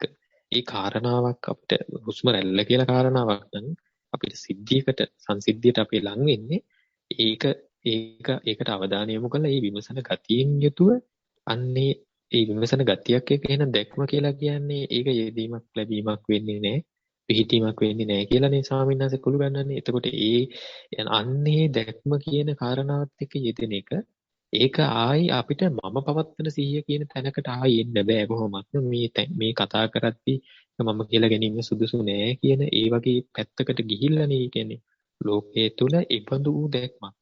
හැබැයි දැන් මේ සම්පූර්ණයෙන්ම අන්න ඔය දැක්මින් තමයි බලන්න තියෙන්නේ. එතකොට ඒ විදිහේ මට හිතෙනවා ඒකේ ස්වාමින්වහන්සේ අපේ තනමලින්ද සාන්නස්සේ කියපු මේ දේ ප්‍රමාණවත් කියලා තෙරුවන් සරණයි. පැහැදිලි ස්වාමීන් වහන්සේ තෙරුවන් සරණයි. ගොඩාක් පිං. අවසරයි ගෞරවනීය ස්වාමීන් වහන්සේ මේ දැන් ස්වාමීන් වහන්සේ මට මේ පැහැදිලි කරපු එකත් එක්ක මට දැන් ස්වාමීන් වහන්සේ කියපු ටික මගේ ඒ කියන්නේ යම් කරුණු විතරයිනේ හිතේ සටහන් වුණේ. එතකොට ස්වාමීන් වහන්සේ මට නිකන් මගේ ප්‍රශ්නයත් එක්ක මම ආයේ කල්පනා කරන් ස්වාමීන් වහන්සේ මට කියන්න ඕනේ දැන් මම අපි ලොකු ස්වාමීන් වහන්සේ කිව්ව සති සම්පජන්ණය හුරු කරන්නේ එක්කෝ ඇවිදීමක් එක්ක එහෙම නැත්නම් කරන වැඩක් එක්ක ස්වාමීන් වහන්සේ. මම මේ තාම මේ කියන්නේ මම උත්සාහ කරලා තියෙනවා හුස්ම රැල්ලත් එක්ක බලන්න. මට ඒකේ ප්‍රශ්නයක් තියෙනවා මම ඒක අන්තිමට කියන්නම් ස්වාමීන් වහන්සේ. මේ එතකොට මට කියන්න ඕනේ දැන් අපි කරන වැඩේ මොන හරි හොදනවා නම් කිව්වොත් ස්වාමීන් වහන්සේ මම එතනදී ස්වාමීන් වහන්සේ දැන් ඉස්ලා මහත්මයා කිව්වා වගේ හැදුන කෝණයෙන් බලන්න කියලා ලොකු ස්වාමීන් වහන්සේ අපිට මතක් කළානේ. එතකොට මේ හැදුන කෝණයෙන් බලන්න කිව්වේ අර අනිත්‍යයි දුකයි අනාත්මයි කියන ඒ අපේ දැන් ස්වාමීන් වහන්සේ කියලා දීලා තියෙන විදිහට ඒක දැනගෙන ඒක හිතලා ඒ හැදුන කෝණයෙන් බලන්න අනිත්‍යයි කියන. එතකොට මම පුරුදු කරන්නේ ස්වාමීන් වහන්සේ අනිත්‍යයි කියන පැත්තෙන් බලන්න. මට ඒක හුරුයි වගේ. ඒ කියන්නේ ඒකට ගිහිලා තියෙන හිත. එතකොට සම්මන්සේ මම එතනදී කිව්වේ සම්මන්සේ කරන වැඩෙත් එක්ක ඉන්නකොට දැන් මේ මම වචනෙන් කියන්න ඕනේ සම්මන්සේ මේ කරන වැඩෙත් එක්ක ඉන්නකොට දැනෙන ගතිය තමයි මම ඒ කතා කරේ සම්මන්සේ. එතකොට ඒ කියන්නේ එක්කමට සීතලක් කියලා දැනෙනවා එහෙම නැත්නම් අත කැරකෙවෙනවා කියලා දැනෙනවා. හොදනවා මොනවා හරි. එතකොට සම්මන්සේ දැනෙනවා කියන කාරණාව ගත්තොත් ඒක විඤ්ඤාණයත් එක්ක සම්බන්ධ කරුණක් සීතලයි කියලා දැනුණොත් ඒක කය හා සම්බන්ධ කාරණාවක්. එතකොට සමහරවිට දැන් ඒ සීතලයි හෝ අත කැරකෙනවා ඒ දැනෙනවා කියන කාරණාව ගත්තොත් ඒකත් ප්‍රඥප්තියක් පැනවීමක් වෙනවනේ සමහරවිට. දැන් මම මේ පැහැදිලි කිරීම කරගන්න හදන්නේ සමහරවිට මම ඒ වෙලාවේ ඒක මේ විදිහට හිතන්න ගියා නෙවෙයි සමහරවිට මට ඇත්තටම පැහැදිලි නැති හින්දා මම මේක විවෘත කරගන්න හදන්නේ සමහරවිට. ඒ වැඩේ කරද්දී මට බැටේනවා දැන් මේ කියන්නේ මට නිකන් හිතෙනවා දැන් මේකට මේ සීතලයි කියන නෙවෙයි දැන් අත කැරකෙනවා වගේ එහෙම ඒක නෙවෙයිනේ හොදනවා කියලා කියන්නේ වගේ කියන කාරණාවකින් අන්න ඒ වගේ නිකන් ඒකට විග්‍රහයක් දෙන්න දැන් හොදනවා කියන කාරණාවෙන් හොයන්න යන්නේ ඊට පස්සේ දැන් සීතලයි කියන කාරණාව ගත්තොත් ඒක වෙනමයි එකක්. එතකොට අර හොදනවා කියන එකට එහෙම එන්නේ නැති බවක් වගේ කියන එකක් තමයි මම කියන්න උත්සාහ කරේ ස්වාමීන් වහන්සේ. ඒක එකක් ස්වාමීන් වහන්සේ දැන් අර මේ හුස්ම රැල්ල ගැන කියන එකේදී මට පොඩි ගැටලුවක් තියෙනවා ස්වාමීන් වහන්සේ. මට අර පීනස් රෝගය තියෙන හින්දා සමහරක් වෙලාවට මේ ඒ හුස්ම රැල්ල කියන්නේ අර අවහිරතාවය නිසා ස්වාමීන් වහන්සේ හුස්ම රැල්ලටම හිත පිටවනවා කියන එක අපහසුයි ස්වාමීන් වහන්සේ. එතකොට ඒක ප්‍රශ්නයක්ද කියන එක මගේ එක ගැටලුවක්. අනිත් එක ස්වාමීන් වහන්සේ මට අර කයේ ප්‍රසාරණය හැකිලිම කියන කාරණාව පැහැදිලි. ඒක ගැන පොඩි උපදේශයක් දෙන්න කියලා කරුණාවෙන් ඉල්ලා සිටින සම්නස දරුවන් සරණයි. තෙරුවන් සරණයි. මේ ඒක ලොකු සාන්නාසෙටත් ඉදිරිපත් කරලා බලන්න වැඩියට පස්සේ නමුත් අහපු දෙයට දරාගෙන ඉන්න විදිහට කියන්න. දැන් අවසරයි සම්නස ඒක ලොකු ස්වාමීන් වහන්සේලාට ඉදිරිපත් කරන්න කිව්වේ කුමන කාරණාවද සම්නස? නෑ ඒ කාරණාව දැන් ඔය අර ලොකු විග්‍රහයක් තියෙනවනේ මේ ප්‍රශ්නේ. ඒකත් එක්ක සන්නසේ වැඩියට පස්සේ චුට්ටක් අහලා බලන්න. මේ හොඳයි. මේ දැන් උතනදී දැන් අපි හරි හුස්ම රැල්ල කියන කාරණාවක් අපිට ලං කරේ හැමෝටම පොදු එකක් එක්ක. එතකොට දැන් අපි හිතමුකෝ දැන් නෝනා බලන්න හදන්නේ ජීවිතයේ අර අනිත්‍ය කියන කාරණාව. ජීවිතයේ අනිත් ක්‍රියාකාරකම් එක කියලා. එතකොට ඒකත් එක්ක වුණත් අපිට දැන් අපිට යම් සිද්ධියක් එනවනේ දැනීමක් හරි ඔය හඳුනා ගැනීමක් හරි මොකක් හරි සිද්ධියක් එනවා. එතකොට දැන් අපිට අනිත්‍ය භාවිතා වෙනවා කියලා කියන්නේ ආය අපිට ඒ සිද්ධියත් එක්ක අපේ නිර්වචන වලට යන්න බෑ. මේක මම හැටියට ලැබෙන්නේ නැහැ කියලා අර කල්පනාවකට යන එකක් නෙවෙයි දැක්ම කියලා කියන්නේ. දැන් අපි හුස්ම රැල්ල නැතු වුණාට කමන්නේ නැහැ. අපි වෙන දෙයක් එක්ක බලනවා. සාමාන්‍ය ජීවිතේ වෙන ක්‍රියාකාරකමක් එක්ක හෝ ඒක බලන්න යනවා කියන්නේ එතනදී අපිට දැක්මක් භාවිතා වෙනවා කියන එකයි අපි දැක්ම පුරුදු කරනවා කියන එකයි දෙකක්. ඒතර අපිට මේ දැක්මක් හුරු කරන්න අපිට ජීවිතේ හිතන්න ඕන කාරණා පැති තියෙනවා. එතකොට අපි ඒ පැති වලින් මේ මම කියලා මේක ගන්න බෑ හෝ එහෙම නැත්නම් මේක මේ අත හොදද්දී හොදනවා කියන එක මමද හොදනවා අවසරයි සම්නස් සමා වෙන්න. සම්නස් දැන් ඒක කරද්දි මම එහෙම හිතන්නේ නැහැ. එතනදී හිතන්නේ ලොකු ස්වාමීන් වහන්සේ කියපු විදිහට අනිත්‍යයි කියලා එතනින් ඉවරයි. ඊට පස්සේ මම වෙන පැත්තකට ගිහිල්ලා මම කල්පනා කරලා තමයි ඔය කියන කාරණා ටික කියන්නේ සම්නස්. ඒ කියන්නේ අර කාරණාවේදී ස්වාමීන් වහන්සේ කියලා තියෙන්නේ ඒ එන මානසිකාර්ය අනිත්‍යයි කියලා. ඒ කියන්නේ ඒ කාරණා ප්‍රකට කරගෙන අනිත්‍යයි කියලා ඒ හැදුණු කෝණයෙන් බලන්න කියලා සම්නස්. ඒක කරන වැඩෙත් එක්ක මම ඒක පුරුදු කරනවා ස්වාමීන් වහන්සේ. එතනට එන සිතුවිලි වලට ඒ කියන්නේ දැනන කාරණාවට ඒක ප්‍රකට කරගෙන මම අනිත්‍යයි කියලා අර හැදුණු කෝණයෙන් ඒ කියන්නේ ඒකෙන් මානසිකාරයක් කරලා එතනින් ඒක ඉවරයි ස්වාමීන් වහන්සේ. එහෙමයි මම අදහස් කරේ ස්වාමීන් වහන්සේ. තිරුවන් සරණයි. හොඳයි. දැන් මෙහෙමයි. දැන් අපිට අනිත්‍ය කියන එකේ සැබෑ නිර්වචනයට ගියොත් එහෙම, ඒ කියන්නේ දැන් මේක අපිට ඒ කියන්නේ කැටි කරලා ගත්තොත් මේක මම කියලා යෙදීමක් ලැබීමක් කියන එකක් අපිට එහෙම කතාවක් එන්න ඉඩක් නැහැනේ. එතකොට එතන ඒ කතා කරන සම්පූර්ණ කතා කිරීම පිළිටීමක් කියන එකක් කොහොමත් වෙන්න බෑ කියන එක. ඒ ප්‍රශ්න කරන තැන්වල දැන් අන්දකෝවාද හරි මේ මහා රාහුල වාද හරි ඒ වගේ තැන්වලදී සම්පූර්ණයෙන්ම කතා කරන්නේ මම මගේ කියන කාරණාවක් එහෙම ගැනීම සුදුසු නෑ කියන එකක් එක්කනේ. එහෙම දැක්මක් නම් ඒක. එතකොට ඒ දැක්ම තුලදී ආයේ අපිට පස්සේ ගිහිල්ලා ආපහු විග්‍රහයක් එනවනම් ආයේ ඉන්නේ මටනේ නිර්වචනේ. ආපහු බලන්න නිර්වචනයක් ඉතුරු වෙනවනම් එතකොට දැක්මක් භාවිතා වෙනවා කියලා ගන්න බෑ. නමුත් අපි දැක්මක් විතර යෙදෙන්නේ නෑ කියන එක නෙමෙයි. ඊළඟ එක තමයි නෝනා දැන් අපිට යම් කාරණාවක් එක දැන් අපිට දැන් මොන්ට හුස්වරල්ල බලන්න බැරුණට කමන්නේ. දැන් වෙන දෙයක් එක්ක හෝ මේ විදිහේ දැක්මක් හුරු කරන්න යද්දී මේ දැක්ම මේ මගේ සිද්ධ වෙන හැටි මම බලන්න ඕනේ කියලා එකකට එන්නත් එපා. එතන දැන් අර මොනවා හෝ කාරණාවක් කුළු ගැනලා එනවනේ. ඒ එන කාරණාව දැන් අනිත්‍ය දුක්ඛ අනාත්ම කියන කාරණාවත් එක්ක ඒ සිද්ධියක් ලං කරලා ඒ සිද්ධියත් එක්ක ඒක දකින්න දැක්මක් නෙමේ පුරු කරන්න හදන්නේ.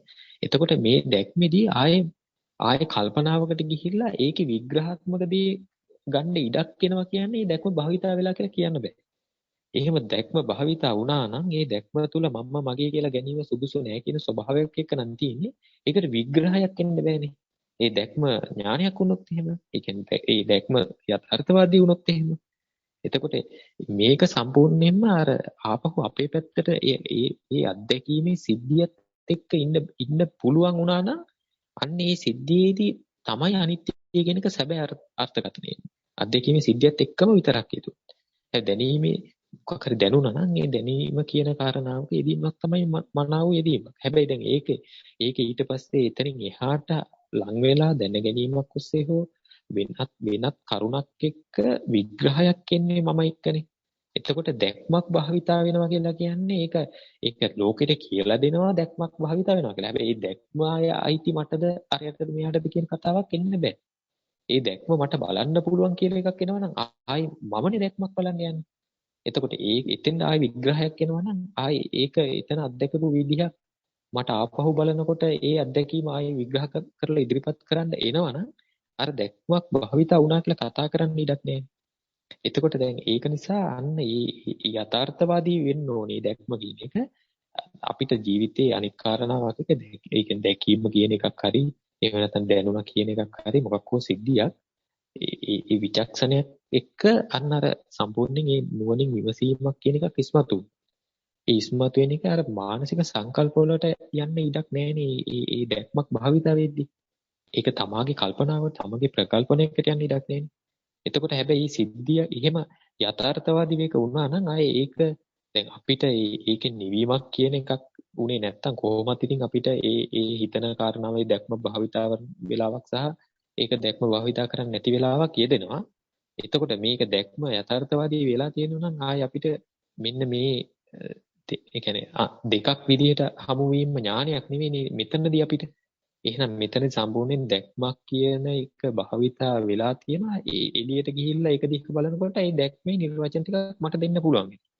එහෙම වෙන්න බෑනේ. එහෙනම් මේ ආපහු බලන එකත් අර දැක්මක් දෙන්න ඕනේ. එහෙනම් ඒකට. ඒ තේන ආපහු මගේ දැක්ම මම බලනවා නම් එහෙනම් එතනත් අර දැක්ම ක්‍රියාත්මක වුණා නම් එතනත් එන්නේ එහෙනම් අනිත්‍ය කියන ওই කෝණය යොදන්න පුළුවන් වෙන්න ඕනේ. එහෙනම් එතන එහෙම වෙන්න බෑ මේක. එහෙම යථාර්ථවාදී වෙනවා නම් මම මගේ කියලා ගැනීම සුදුසු නෑ කියන දැක්ම මෙතනදී යථාර්ථවාදී වෙනවා නම් එහෙනම් ආයේ මේක බලද්දී ඒක වෙන්නේ නෑ කියන එකක් වෙන්න බෑ ඒක. ඒක නිසා අර ආපහු බලනවා කියන එක මගේ නිර්වචනයක් එක්කමයි දැනගැනීමක් එක්කමයි නම් කරන ස්වරූපයක් එක්කමයි තියෙන්නේ. වෙන එකක් එක්ක වෙන්න බෑ. එහෙනම් ඒක කාගේද? එහෙනම් ඒ නිර්වචනේ ඒ දැක්ම කාගේද? එහෙනම් ඒක මගේ කියන එකක් එක්කනේ.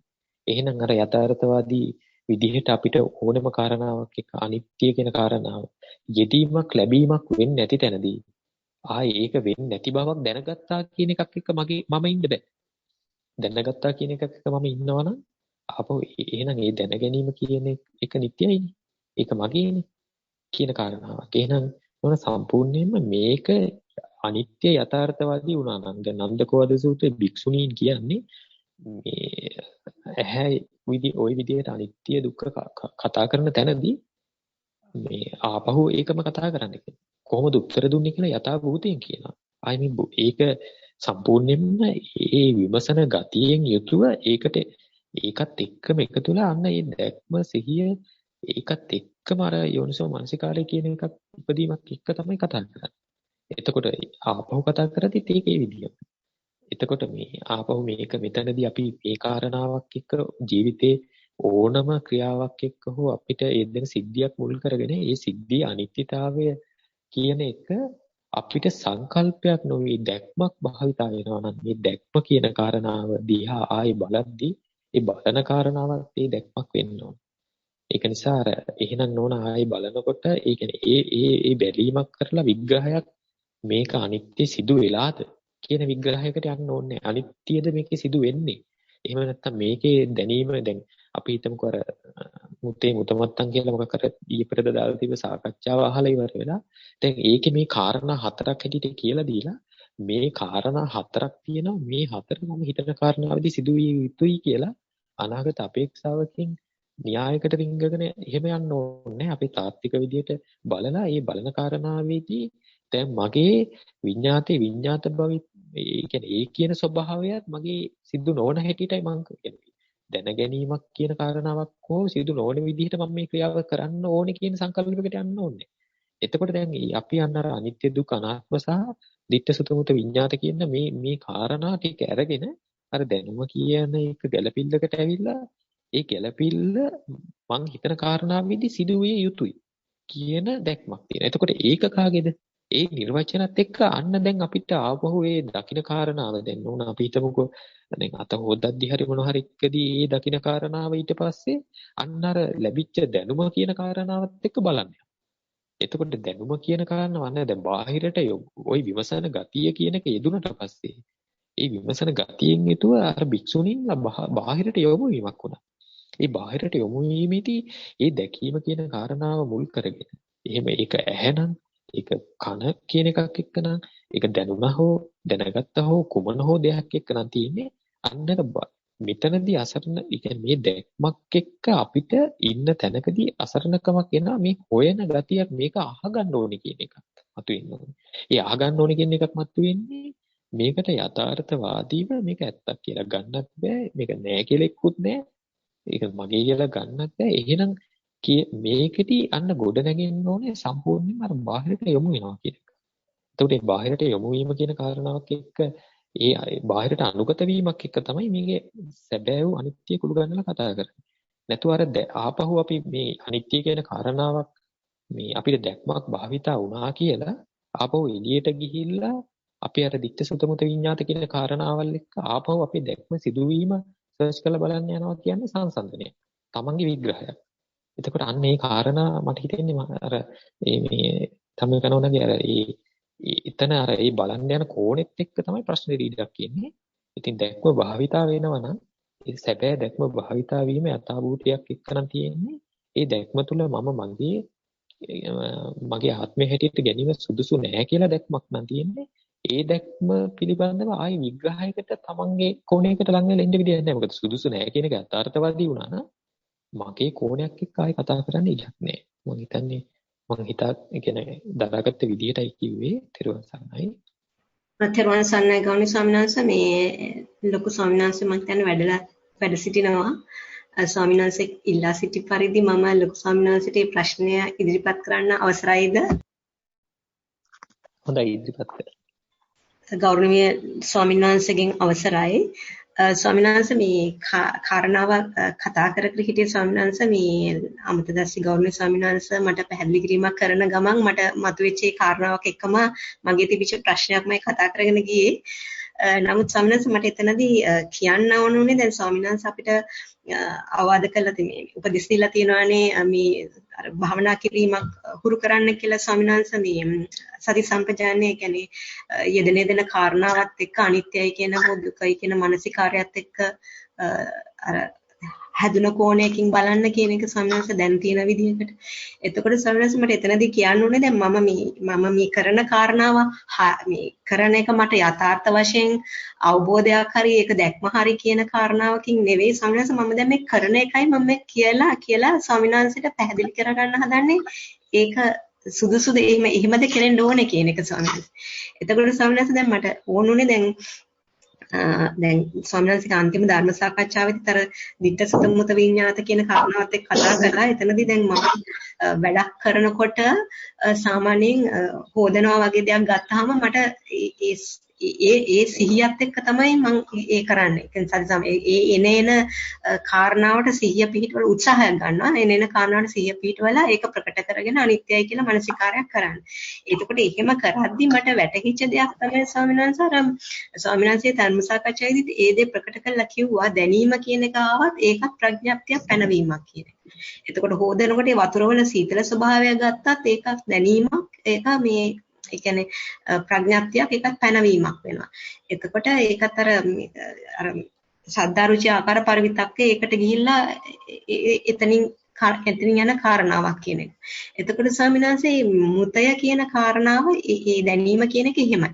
නමුත් එතනදී මට තේරුණා දැන ගැනීමක් කියලා ඒ කියන්නේ අත කැරකෙනවා වගේ කියලා આવොත් දැන් එතනට ප්‍රකට කරගත්තාම ඒක දැන ගැනීමක් විඤ්ඤාතේ කාරණාවක්. එතකොට ඒක එහෙමයි.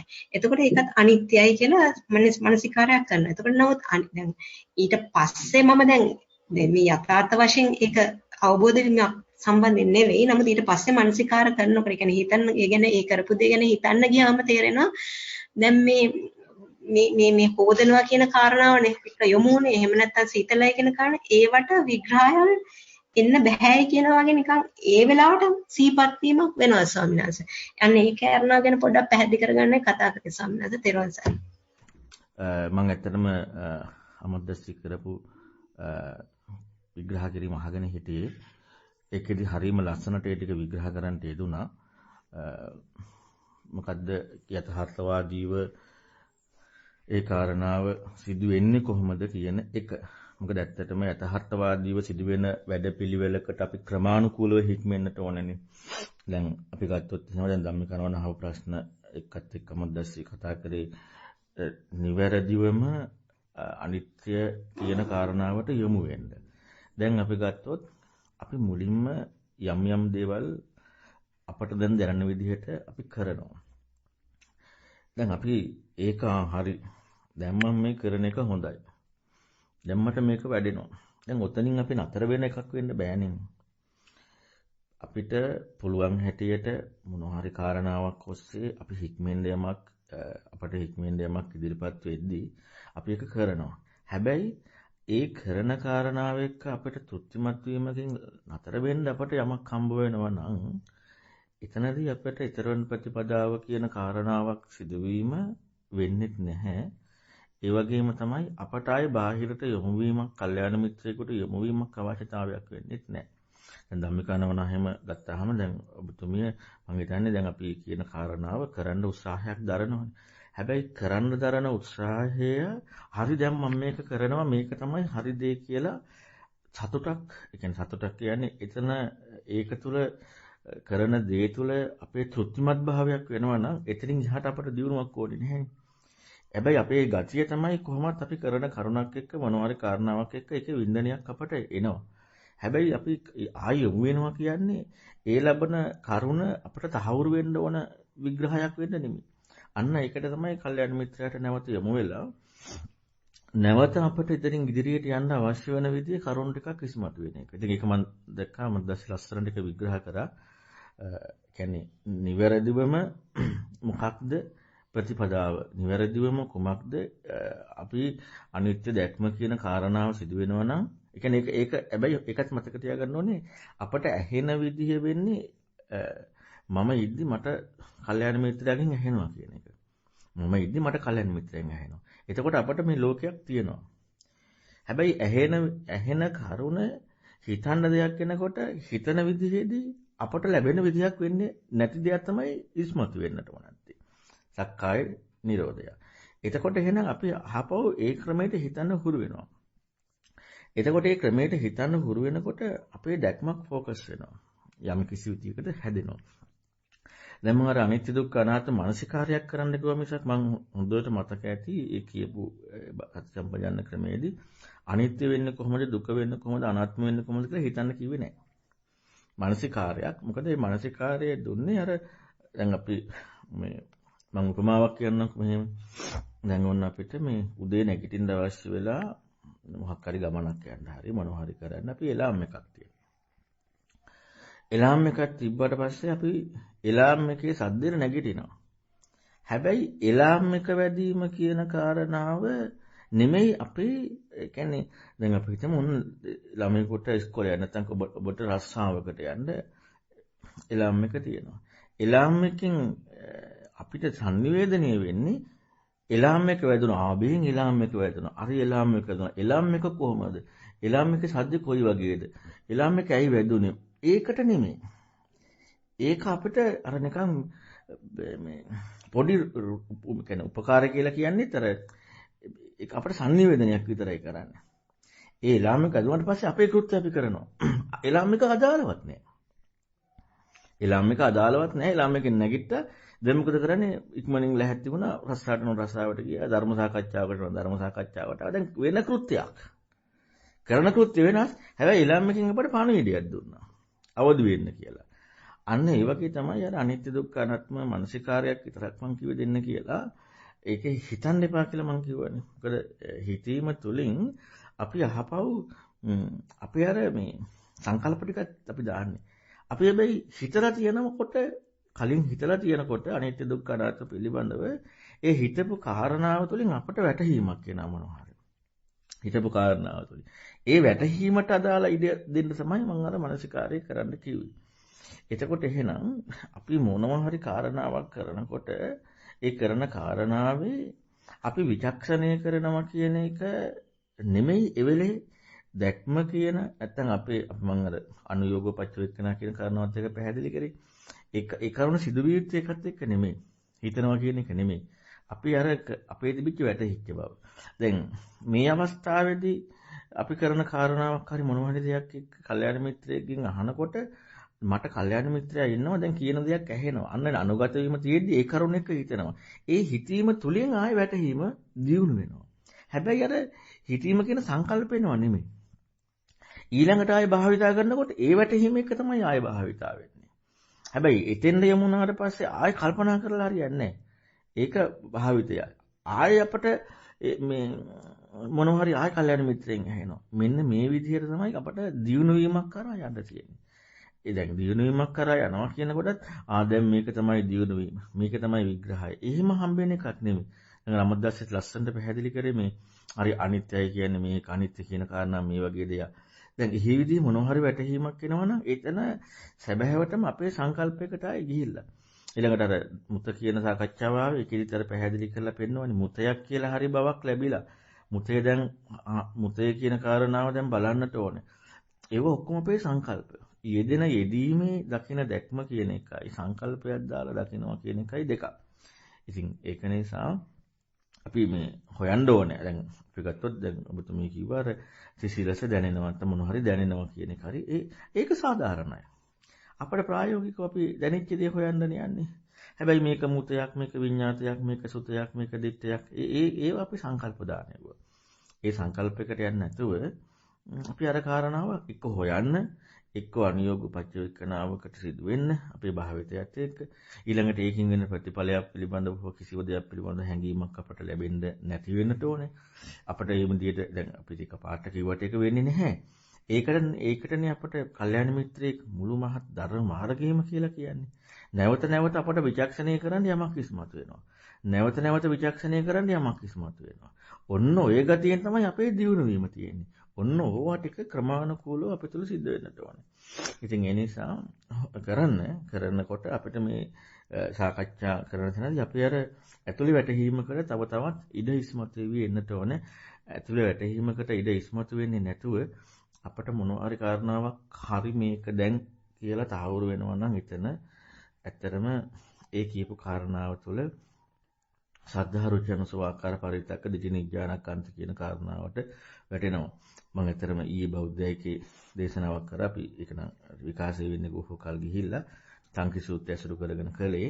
ඒකෝට ඒකෙදි තම පැහැදිලි කරන්න දෙනවා මේ දැන් ඇහෙන්න ඕනේ කල්යාණ මිත්‍රයෙක්ගෙන් ධර්මය ඇහෙන්න ඕනේ විදිහක් තියෙනවා ඇහෙන්න ඕන කෙනෙක් ඉන්නවා.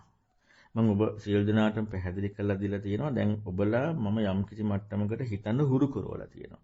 එතකොට දැන් අර චංකි සූත්‍රයේ තියෙන සත්‍ය ආරක්ෂා කරන කෙනෙක්. එයා ධර්ම අවබෝධ කරපු කෙනෙක් නෙමෙයි. එයා බුදුරණවහන්සේගේ ශ්‍රාවකෙක් නෙමෙයි. හැබැයි සත්‍ය රකින්න කෙනෙක්. එවැනි කෙනෙකුටයි කල්යාණ මිත්‍රයේ තේරුම් ගන්න පුළුවන්. අනිත් කෙනෙකුට කල්යාණ මිත්‍රයේ තේරුම් ගන්න බෑ. ඒ කල්යාණ මිත්‍රය තේරුම් ගන්න විදිහත් චංකි සූත්‍රයේ පැහැදිලි වෙනවා. සාමාන්‍ය කෙනෙකුට ලෝභ ධර්මය, මෝහ ධර්ම, ද්වේෂ ධර්ම එක යොමු වෙනවා කෙනෙක්ද නැති කෙනෙක්ද කියන කාරණා මනින්න යනවා කියන එක ඒ කාරණාවක ධර්මයකට යොමු වෙන්න බෑ.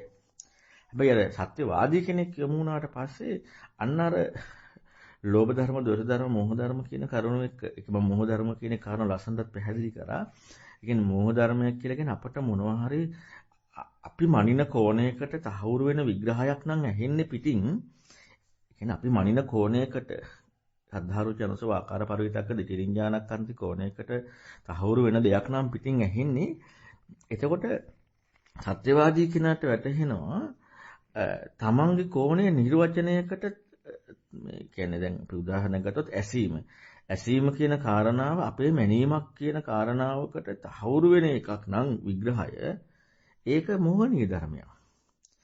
එතකොට මේ මෝහනීය ධර්මයක් නොවන බවක් ඉස්මතු වෙන්නට නම් අන්න ඒ ඇහෙන කාරණාව තුළින් අපේ තහවුරු වෙන කෝණයට අදාළ වෙන විදිහේ විග්‍රහයක් නොවෙන එක. ඔන්න ඔය කතාවත් එක්ක තමයි ගම්භීර දුද්දස දුරනුබෝධ අතක්කාවචර සන්තපණිත නිපුණ පඬිත වේදනී කියලා කියන්නේ. ඒකත් එක්ක තමයි සද්ධා ජාතෝ උපසංකමතු උපසංකමිත්වා පෛරුපාසති කියන මෙන්න මේ සිද්ධිය වෙන්නේ. එතෙක්කේ සිද්ධිය වෙන්නේ නැහැ. ඒ කියන්නේ නිවැරදිව වෙන්නේ නැහැ. හැබැයි අපි මේ කරන කාරණාවත් එක්ක ක්‍රමානුකූලව ටික ටික ඒකට තමයි හැඩ ගැහෙන්නේ. ඉතින් ඒක නිසා අපි හොඳට දැනගන්නට ඕනේ දැන් කෙනෙකුට හිතෙන්න පුළුවන් අපි කතා කරනවා දිගට කතා කරනවා හැබැයි කවදාවත් අපට ලැබෙන අපිට හරියට කරන දෙයක් ඉස්මතු වෙන්නේ නැහැ කියලා. ඉතින් එහෙම අපට ලැබෙන අපට හරියට කරන දෙයක් ඉස්මතු වෙනවා කියන කාරණාවක් සිද්ධ වෙනවා නම් අපේ විග්‍රහය එක්ක ඇත්තට මේක මෝහනීයසු ධම්මයක්. ඉතින් මෝහනීයසු ධර්මයක් එක්ක යමුෙන් මෝහනීයසු ධර්මයක් කියන කාරණාවක් වටහා ගන්නත් සත්‍ය ආරක්ෂා කරන බවක් තියෙනට ඕන. නැත්නම් මෝහනීයසු ධම්ම කියන කාරණාව එක කොටු වෙනවා. ඉතින් එහෙම දෙයක් කල්යාණ මිත්‍රයෙක්ගෙන් වෙන්න බෑ. ඉතින් හොඳට තේරුම් ගන්න එක කවදාවත් කල්යාණ මිත්‍රයෙක්ගෙන් එහෙම දෙයක් වෙනවා නම් අපිට ඊතර වීමක් සක්කා නිරෝධය අර්ථාන්විත වෙන්නේ නැහෙනේ. දැන් අර අමතදාස් පැහැදිලි කරපු කාරණා ටිකත් ලස්සනට පැහැදිලි වුණා. ඒ කියන්නේ කිසිදු විදිහකින් දැන් ධම්මිකානෝන අහපු ප්‍රශ්නෙට ධම්මිකානෝනට හරිනේ මේක කියන කාරණාවක් විග්‍රහ වෙන කරුණක් කිසිමතු කරේ නැහැනේ. හැබැයි හිතන්න ටිකක් දුන්නා. අන්න එතකොට එහෙනම් සත්‍යවාදී සත්‍ය රකින්න කෙනෙකුට අන්න ඒ කරුණෙන් ඉස්මතු වෙනවා මෝහනීයසු ධර්මයක් ඉදිරිපත් වෙනව නැහැ කියන එක. හැබැයි හිතන්න දෙයක්. ඒ නිර්වචනීය කෘත්‍ය තමයි ගම්භීර දුද්දස දුරණබුර අතක්කාවචර සන්තපණිත නිපුණ පඬිත වේදනී කියන්නේ. ඉතින් ඒක නිසා අපේ මැනීමකින් තොරව අපි ටික ටික හුරු කරන්නට ඕන. ඉතින් ඒ අපේ සිදෙන අත්දැකීම් එක්ක අපි ඒ කාරණා හිතන්න යමු වෙන්නට ඕනේ. දැන් ගොඩාක් අපට මුලින්ම සිදුවේ යුතු කාරණාව තමයි සමහර දේවල් හිතන්න. විචක්ෂණය කරන්න. මම හිතන්නේ මේ සාකච්ඡාවේදීද මම පැහැදිලි කරා යෝනිසෝ මනසිකාරය පිළිබඳවත් යම් විග්‍රහයක්. එතකොට ඒක අර පුජ්‍යලනුබද්ධයකින් තොරව කතා කරන විදිහක් සහ පුජ්‍යලනුබද්ධය එක්ක බාහිරින් කතා කරන විදිහක්. ඉතින් අන්න ඒවා පිළිබඳවත් අපි දැනගත්තාම පුජ්‍යලනුබද්ධයකින් තොරව සිදුවෙන කාරණාවේදී අපට ඉන්න කෙනා තියෙන දේ ඉන්න මම කියන කාරණාව අදාළ වෙන්නේ නැහැ. හැබැයි මම ඉන්නේ නැද්දි පුජ්‍යලනුබද්ධයක් සිදු නොවෙන්නත් බෑ. ධර්ම ස්වභාවය විග්‍රහ කරනකොට සිදුවීමේ වැඩපිළිවෙල කාරණාවේදී අන්න යෝනිසෝ මනසිකාරයේ සිදු වෙනවා. එතකොට එතර වීමක් නෙවෙන්නේ. එහෙම නැති වුණොත් බාහිර කල්‍යාණ මිත්‍රයාගෙන් ඇහෙන එකක්මයි මම ඉඳිලාමයි අන්න ඒක තමයි අපට පුජ්‍යලනුබද්ධයත් එක්ක ප්‍රකට වෙන්නේ. ඉතින් දැන් අපට දැන් ධම්මිකානෝන ඉන්නවා මම ඉන්නවා මද්දස්ස ඉන්නවා. එතකොට අපින් අහනවා. එතකොට අපි කියනවා. එතකොට එතන පුජ්‍යලනුබද්ධයක් එක්ක දැන් අපේ යොමු වීමක් තියෙන්නට ඕනේ. අන්න ඒ පුජ්‍යලනුබද්ධයක් එක්ක යොමු වීම කියන කාරණාව තමයි සත්‍ය රකින්න කෙනා. මම හිතන්නේ සාකච්ඡාවෙත් පැහැදිලි කරා. ඊට පස්සේ අපි බෞද්ධයේ දේශනාවෙත් පැහැදිලි කරා. ඇතුළෙන්ම ඕනකම එනවා බාහිරට නැමෙන්න. අන්න නිවැරදිව සත්‍ය රකින්න බවේ ලක්ෂණය. ඇතුළෙන්ම ඕනකම එනවා බාහිරට නැමෙන්න. මම බාහිරට නැමෙනවා. දැන් ඔන්න එහෙම එකක් නැහැ. හිතන ක්‍රමයෙන්ම ඉස්මතු වෙලා එනවා. එතකොට සම්පූර්ණයෙන්ම අනුගත වෙනවා. ඒ කාරණාව ඒ හිතන විදිහට තමයි සද්ධා ජාත උපසංකමතු කියන කාරණාව සැබෑම අර්ථාන්විත වෙන්නේ. ඉතින් ඒ කරුණ එහෙම වෙන්න බාහිරින් ඒ විග්‍රහ කරන කල්යාණ මිත්‍රයා කතා කරන කාරණාව ලෝභනීයසු ධර්මයක් දෝෂනීයසු මොහනීයසු ස්වභාවයකින් තොරව ගම්භීර දුද්දස දුරණබෝධ අතක්කාවචර සන්තපණිත නිපුණ පඬිත වේදනී කියන කාරණාව සිද්ධ වෙන්නට ඕනේ. එහෙම වුණාම තමයි අපේ ඉදිරියට දියුණුවක් වෙන්නේ. ඉතින් ඒක නිසා හොඳට ඒ කරුණු ටිකත් හිතන්න. අපි හැම වෙලෙම හිතන්නට ඕනේ මම ඉදිරිපත් කරන කාරණාව තුළින් මට ප්‍රතිපදාවක් හැටියට ඉස්මතු වෙන්නේ කල්‍යාණ මිත්‍රයෙක් ඉන්නේ නැද්දි නැවත හිතන්න දෙයක්. අර භාවිතා කරනවා කියන කාරණාව අනුയോഗ පච්චවේක්ඛනා කියන එකත් එක්ක මම පැහැදිලි කරේ හිතනවා කියන එකට නෙමෙයි. එතනදී අපි අර මානසිකාරයක් විතරක් දෙනවා. එතකොට අපට දැන් මම මේ අනිත්‍ය මම දැකපු විදිය තමයි මේ වැටහුනේ. ඒ කතාව වෙන්න ඉඩක් නැහැ නේද? අනිත්‍ය මානසිකාරය දුන්නා කියලා. ඒක වෙනම එකක්. හැබැයි හිතන එක වෙනම එකක්. ඒතකොට හිතන්න ඕන කාරණාව අපට දෙන්නට ඕන. දැන් ওই වගේ ප්‍රශ්නකදී විශේෂයෙන් අපි දැනගන්නට ඕනේ ප්‍රශ්නයක් අපිට තියෙනවා නම් අපි මුලින්ම හිතන පැත්තට යොමු කරන්නට ඕනේ. ඊළඟට අර සිහිය නොවන වීරිය ටිකක් වර්ධනය වෙද්දී හිතන පැත්ත කියන කාරණාව අයින් වෙලා අර පුංචි සියුම් මානසිකාරයක් විතරක් යොමු කරගන්න උත්සාහ කරන්න ඕනේ. සමහර අවස්ථා තියෙනවා හිතන දේ තමයි වැඩිපුර කරන්න තියෙන්නේ. මානසිකාරයට වඩා සමහර අවස්ථාවල මානසිකාරයක් එක්ක යොමු වෙන්න පුළුවන්.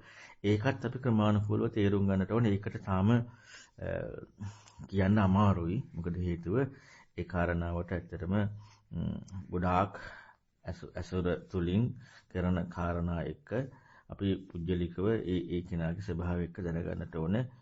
දැන් ওই කාරණාව එක්ක හිතන්න එපා දැන් මෙන්න මේ විදිහට අවධානය විතරක් ඉන්න. ඊළඟට සමහර අවස්ථාවලදී දැන් හිතන්න කියන ওই කරුණු පැහැදිලි කරන්නට ඕනේ. ඉතින් ඒ කරුණු අපට තේරෙන විදිහට අපි කරන්න. හැබැයි තේරුම් ගන්න සමහර අවස්ථාවලදී අපට අනුയോഗ පච්චවේක්කනා කරන්න ඕන තැනදී අපි හිතලා මේක අනුയോഗ පච්චවේක්කනා විදිහට තමයි මේ වෙන්නේ කියලා හිතුවා කියලා හරියන්නේත් නැහැ. හිතන්න ඕන තැනදී කරන්න ගියාම අනුയോഗ පච්චවේක්කනා හැටියට අපිට සමහර ලාවට සිද්ධ වෙන්නේ වෙනම හිතන එකක්. හැබැයි අපි හිතන්න පුළුවන් මේක තමයි අපි දෙන එක භාවිතා කරනවා කියන්නේ කියලා. එහෙම වෙන්නේත් නැහැ. ඔන්න ඔය නිසා තමයි පින්වතුනි ඇත්තටම බාහිර උපකාරයේ සම්පූර්ණයෙන්ම දෙන්නට අවශ්‍ය. නැත්තම් අපට ඒක තීරණය කරන්න ගොඩාක් අමාරුයි. අපි හිතන්න ඕන කාරණාව මේ භාවිතයක් කරන්න යනවා අපි අපේ තියෙන කියපු කාරණාව එක්ක භාවිතා කරන්න ඕන කාරණාවෙදී අපි හිතන්න යනවා ওই කරුණු දෙක වෙන්න පුළුවන්. ඉතින් ඒක අපිට මේ කපාට කියන්න බෑ. අදිචිත්ත මනියෝගස්ස බික්කුණෝ. ඒ කරුණු කතා කරන්න පුළුවන් වෙන්නේ අදිචිත්තේ භාවිතය. කියන්නේ හිත ගොඩාක් ප්‍රබල විදිහට දියුණු කරන්න යොමු වෙන තැනදී. ඉතින් ඒකට අවස්ථාවන් අපට ක්‍රමානුකූලව සැකසෙයි. ඉතින් ওই විදිහට කටයුතු කරගෙන යන්න ඇහෙන කාරණා පිළිබඳව තව හොඳට තීව්‍ර වශයෙන් හිතන්න යොමු වෙන්න. ත්වන් සරණයි. එහෙමයි ස්වාමීන් වහන්සේ පැහැදිලි. අද මේ ගොඩක් සාකච්ඡාවේ ගොඩක් කාලය වැය වුණා මගේ ප්‍රශ්න වලටම අපේ පොඩි ස්වාමීන් වහන්සේලා මට පැහැදිලි කරලා දුන්නා. ඒවා කොහොම ආයෙ නැවත අහන්න ඕනේ ස්වාමීන් වහන්සේ කියපු දේවල් හිතට ගන්න ස්වාමීන් වහන්සේ.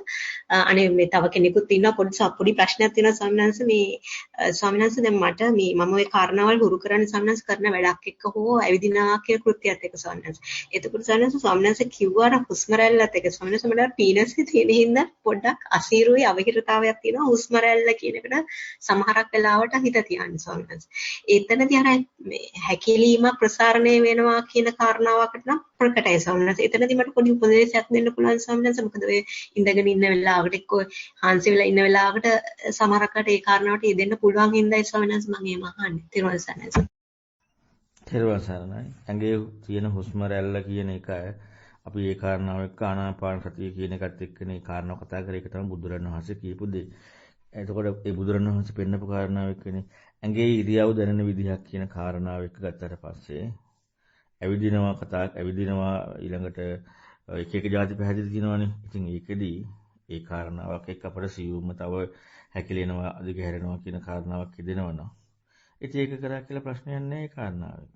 ඉතින් ඒ නිසා එතනදී ඒ කාරණාව එක කරන්න හැකිලෙනවා අධික හැරෙනවා කියන ඒ කරුණුත් එක්ක හැබැයි අපි මේ ආනාපාන සතිය බුදුරණවහන්සේ කියපු දෙය කරන්න කියන ඒ තෙන්න යන්න එපා. කායික ක්‍රියාවක් එක අපට සියුම්ම වැටෙන දෙයක්. ඒ නිසා ඒක කරාට ප්‍රශ්නයක් නැහැ. නිසා එහෙම කරන්න ත්වන් සරණයි. එහෙමයි ස්වාමීන් වහන්සේ එතනදී අදහස් කරේ ස්වාමීන් වහන්සේ හුස්ම රැල්ල කියන එකට ආනාපාන සතියෙන් යටන්න එපා. ඉරියව්ව හැටියට ඒක සලකන්න කියන එකයි මම වටහා ගත්තේ ස්වාමීන් වහන්සේ. එහෙමයි. ත්වන් සරණයි. ඔව්. එහෙම තමයි මේ එක ඉතින් සියුම්. ඉතින් ඒ නිසා සියුම් කාරණාවත් එක්ක භාවිතා කරන්න. මොකද අපට අයිතියක් නැහැ ආනාපාන සතිය කියන එකට බුදුරණවහන්සේ පෙන්නපු ඒ කරුණෙන් එහා දෙයක් විග්‍රහ කරන්න. ඉතින් ඒ නිසා අර කාරණාව විදිහට ඇඟේ දැනෙන අපේ ක්‍රියාවක් නේ. අපට දැනෙන විදිහක් නේ. අනික එක සියුම් කාරණාවක්. ඉතින් ඒ සියුම් කාරණාව එක බලන්න. ඇත්තටම ගත්තොත් අපි ඉරියාපත පබ්බේ කියන කාරණාවට ලඝු කරොත් එහෙම හුස්ම රැල්ල කියන කාරණාවත් ඉරියාපතේ කියන එකේ නැත්නම් අපේ සිදුවෙන හුස්ම කියන සිදුවෙන ඉරියාවක් කියන එකටත් ඒත් අදාළ වෙනවා. අපි කියන්නේ ඉරියාපත කියන එකට ලඝු කරොත් ඔක්කොම සම්පජන්ණය කියන එකට ලඝු කරොත් ඒත් එකට අදාළ වෙනවා. අර ආනාපාන සතිය කියන දේ වෙනම විග්‍රහයක් නෙතින්. ඒ නිසා අපි ඒක ඒ විදිහට විතරක් බලන්නට ඕන. මේක මේ විදිහට බලන්න. ත්වන් සරණයි. පැහැදිලි ස්වාමීන් වහන්සේ ත්වන් සරණයි බොහොම පිං. ගෞරවනීය ලොකු ස්වාමීන් වහන්සේගෙන් අවසරයි සහභාගී වෙලා සිටින අනිත් පොදු ස්වාමීන් වහන්සේලාගෙනුත් අවසරයි. ස්වාමීන් වහන්සේ මම ස්වාමීන් වහන්සේගේ අවසාන ධර්ම සාකච්ඡාවට සවන් දුන්නා. ditta sutta mutta විඤ්ඤාත කියන ඒ ධර්ම සාකච්ඡාව. මට පොඩ්ඩක් ආව ප්‍රශ්නයක් මට හිතුණ දෙයක් තමයි දැන් ස්වාමීන් වහන්සේ ditta sutta mutta කියන කාරණා ඒ හතරේ ඒ අනුව සිදුවන කෘත්‍යයන්ට විඤ්ඤාතයේ යෙදෙන්න ඕනෙම නේද කියන එක. ඒ ගැන මට පොඩ්ඩක් පැහැදිලි කර දෙන්නේ නම් ස්වාමීන් වහන්සේට බෙහෙවින් කුසල්වත් වෙනවා. තෙරුවන් සරණයි. දිත්තයක් වශයෙන් සිදු වෙනවා නම් නිවැරදිව සිදු වෙනවා නම් කියන්නේ ඒක ඇත්තටම ගත්තොත් දිත්‍ය මත්තන් කියන කාරණාවේ අර්ථාන්විතව සිදු වෙනවා නම් විඤ්ඤාතයක් කතා කරන දෙයක් නැහැ. දිත්තයක් හරි සුතයක් හරි කියන කාරණාවක විග්‍රහයක් යෙදෙනවා නම් අපට විග්‍රහයක් එතකොට මේ විග්‍රහය යෙදුනේ අපේ මනස එක්ක ගිහිල්ලා ඇත්තටම ගත්තොත් විඤ්ඤාතයේ විඤ්ඤාත මත්ත බව යෙදුන්නේ නැති නිසා. එහෙම නැතුව දිත්තයකට විඤ්ඤාතයක් යෙදෙන්න ඕනේ කියන කාරණාව අදාළ වෙන්නේ නැහැ. මොකද දිත්තයක් බව ලැබුණා නම් ඒක විඤ්ඤාතයක් බවත් ලැබෙන්නේ නැහැ. විඤ්ඤාත බවත් විඤ්ඤාතේ විඤ්ඤාත බවත් හික්මීමක් නැති දිත්තේ බවත් හික්මීමක් නැති සංකල්පයකට යෑමක්. එතකොට එතන අර ප්‍රතිපදාව නෙවෙයි තියෙන්නේ. ප්‍රතිපදාව සිද්ධ වෙනවා නම් ඒක දිත්තයක්. දිත්තේ දිත්තයක් විතරයි. හැබැයි දිත්තේ දිත්තයක් විතරයි කියලා විග්‍රහයක් ආව නම් දිත්තේ දිත්තයක් විතරක් නෙමෙයි. මොකද දිත්තයක් කියලා විග්‍රහයක් යෙදුණා. ඒක යෙදුනේ අන්න විඤ්ඤාතයක් කියන ඒ කරුණ විතරක් හික්මෙච්ච නැති නිසා. මොනවා හරි කාරණාවක් එක්ක අපට විග්‍රහයක් නේ ආවේ. එහෙනම් අර්ථාන්විතව හික්මීම වෙනවා නම් හික්මීමේදී කියන්නේ මොකද්ද? න තේන න තත් නේවිද නහුරං න උබේමන්තරි ඒසවන්තෝ දුක්ඛසාති. න තේන එහින්නේ න තත් එහිනේ නේවිද මෙහිනේ නහුරං එහිත් නේ උබේමන්තරි න උබේමන්තරි අතරත් නේ අන්න දුකේ කෙලවරයි. එතකොට මැනීමක් පිහිටීමක්. දැන් දුකෙහි කෙලවර කියන්නේ පිහිටීම කියන කාරණාවකට ඉඩක් හෝ ඉඩක් නැති බවක් හෝ කතාවක් එදින්නේ නැහැ. දුකේනේ කෙලවර. එතකොට දැන් පිහිටනවා කියනවනම් ඒක දුක කියන එකක් නෙමෙයි පිහිටීමේ අර්ථය සුඛ. අන්න සුඛ වශයෙන් සමනපස්සති බව. දුකෙහි කෙලවර කියලා කියන කාරණාව කතා කරන්නේ ඥානයක් හැටියට. ඒක ඥානයක්. සිද්ධිය හැටියට දුකේ කෙලවරක් කියලා ලැබෙන්න බෑ. සිද්ධිය හැටියට දුකේ කෙලවරක් කියලා ලැබෙනවා නම් ඒක වැරදි. මොකද හේතුව පිහිටලානේ සිද්ධිය විග්‍රහ කරන්නේ. ඥානයේ වැටහීමක් කියනකොට දුකේ කෙලවර කියන අර්ථයක් එනවා. එහෙනම් කිසිදු විදිහකින් දිත්තේ දිත්ත මත්ත සුතේ සුත මත්ත මුතේ මුත මත්ත නැත්නම් අර කාලකාරාම සූත්‍රය පැහැදිලි කරන දිතහුත මුත විඤ්ඤාතබ්බේසු ධම්මේසු තාදිසිමේව තාදි. මෙන්න මේ කාරණාවෙත් පැහැදිලි වන එහෙව් ස්වභාවය. එහෙව් ස්වභාවය කියනකොට එහෙව් ස්වභාව බවක විග්‍රහයක් පිළිටන්න බෑනේ. මේ කතාවලට කියන්න පුළුවන් එකම අර්ථය විමුක්තියයි. විමුක්තියයි කියලා කියන එකත් කියන්න පුළුවන් අර්ථය. ඒකත් බාහිර ලෝකෙට කියලා දෙන එක. විමුක්තියයි කියලා ලැබෙන බවක් ඉස්මතු වුණා නම් එතන ආයේ ප්‍රශ්නයක්. විමුක්තිය ලැබෙන්න බෑනේ. දැන් අපට අර විමුක්ති ඥාන දර්ශනය කියන එකේදී අපි ඒක සංකල්පයක් හිට කොටු කරගන්න එකත් පැටලෙනවා. ඥාන දර්ශනයක් නේ. ඥානය කියන්නේ සංකල්පයකට නෙමෙයි. විමුක්ති ඥානය කියන්නේ. විමුක්ත වුණා කියලා Tamanට ලැබුණා කියන එක නෙමෙයි ඥාන දර්ශනය කියන්නේ. ඉතින් මේ වගේ ඇත්තටම මේ අපිට හිතන්න ඕන පැති ගොඩාක් තියෙනවා. දිත්තයක් කියන බවක් හම්බුණා නම් විඤ්ඤාතයක් කියන බවක් හම්බෙලා. එච්චරයි. දිත්තේ දිත්තමත්තම් බව ප්‍රතිපදාවක් සිද්ධ නොවීමමයි දිත්තයක් කියන බවක් හම්බ වෙන්නේ. ඒ කියන්නේ විඤ්ඤාත කියන බවක් හම්බ වෙලා. එතකොට එහෙනම් ඒක මොකද වෙන්නේ? මඤ්ඤී බවක්නේ. මූලපරියාය සූත්‍රයේ පැහැදිලි වෙනවා. පෘථග්ජන කාරණාවයි දිත්තං මද්දිත්තය සුතේ මුතේ විඤ්ඤාතේ මඤ්ඤී කියලා. එතකොට යෙදීම මඤ්ඤී බව. අපට මොනවා හරි කාරණාවක් එක්ක දිත්තය කියන විග්‍රහයක් යෙදුණා නම් අපි එතනින් එහාට යන්නේ නැහැ. මේක තමයි දිත්තේ, මේක තමයි සුතේ. ඒකට කියන්න තියෙන්නේ මඤ්ඤණාව කියලා විතරයි. ඒක මාමඤ්ඤී කියන කාරණාව නෙමෙයි. ඊතර වෙන ප්‍රතිපදාව සිද්ධ වෙද්දී අන්න මාමඤ්ඤය කියන කාරණාවත් එක්ක ප්‍රායෝගිකව ප්‍රතිපදාව සිද්ධ වෙනවා. ඉතින් ඒ නිසා මූලිකව අපට විග්‍රහය තේරුම් ගන්න යොමු වෙන තැනදී දිට්ඨියක් කියන්නේ විඤ්ඤාතයක්මයි. ඒ කියන්නේ විඤ්ඤාතයක් කියන්නේ දිට්ඨියක් බව ලැබීම විඤ්ඤාතයක්. හැබැයි මේ දිට්ඨිය මත්තන් හික්මීම නෙමෙයි. මේකට කියන්න තියෙන්නේ ලෝකයේ හැටියට ඇස කන නාසය දිව කයට පිළිසරණ මනස වෙලා තියෙනවා කියන එක. හැබැයි මනස වෙලා තියෙනවා කියන කාරණාවේදී අපට හම්බුණා නම් අර්ථාන්විත භාවය මේ වැටහීමක් බව අර්ථයෙන් නිවැරදිව වැටහීමක් බව එහෙනම් ඒක අපට හම්බෙච්ච එකක් ආත්මයට තමයි ඒ වැටහීම ආවේ ආත්මයයි ස්ථිර එක බ්‍රාහ්මණ ධර්මයේ බවට පත් වෙනවා.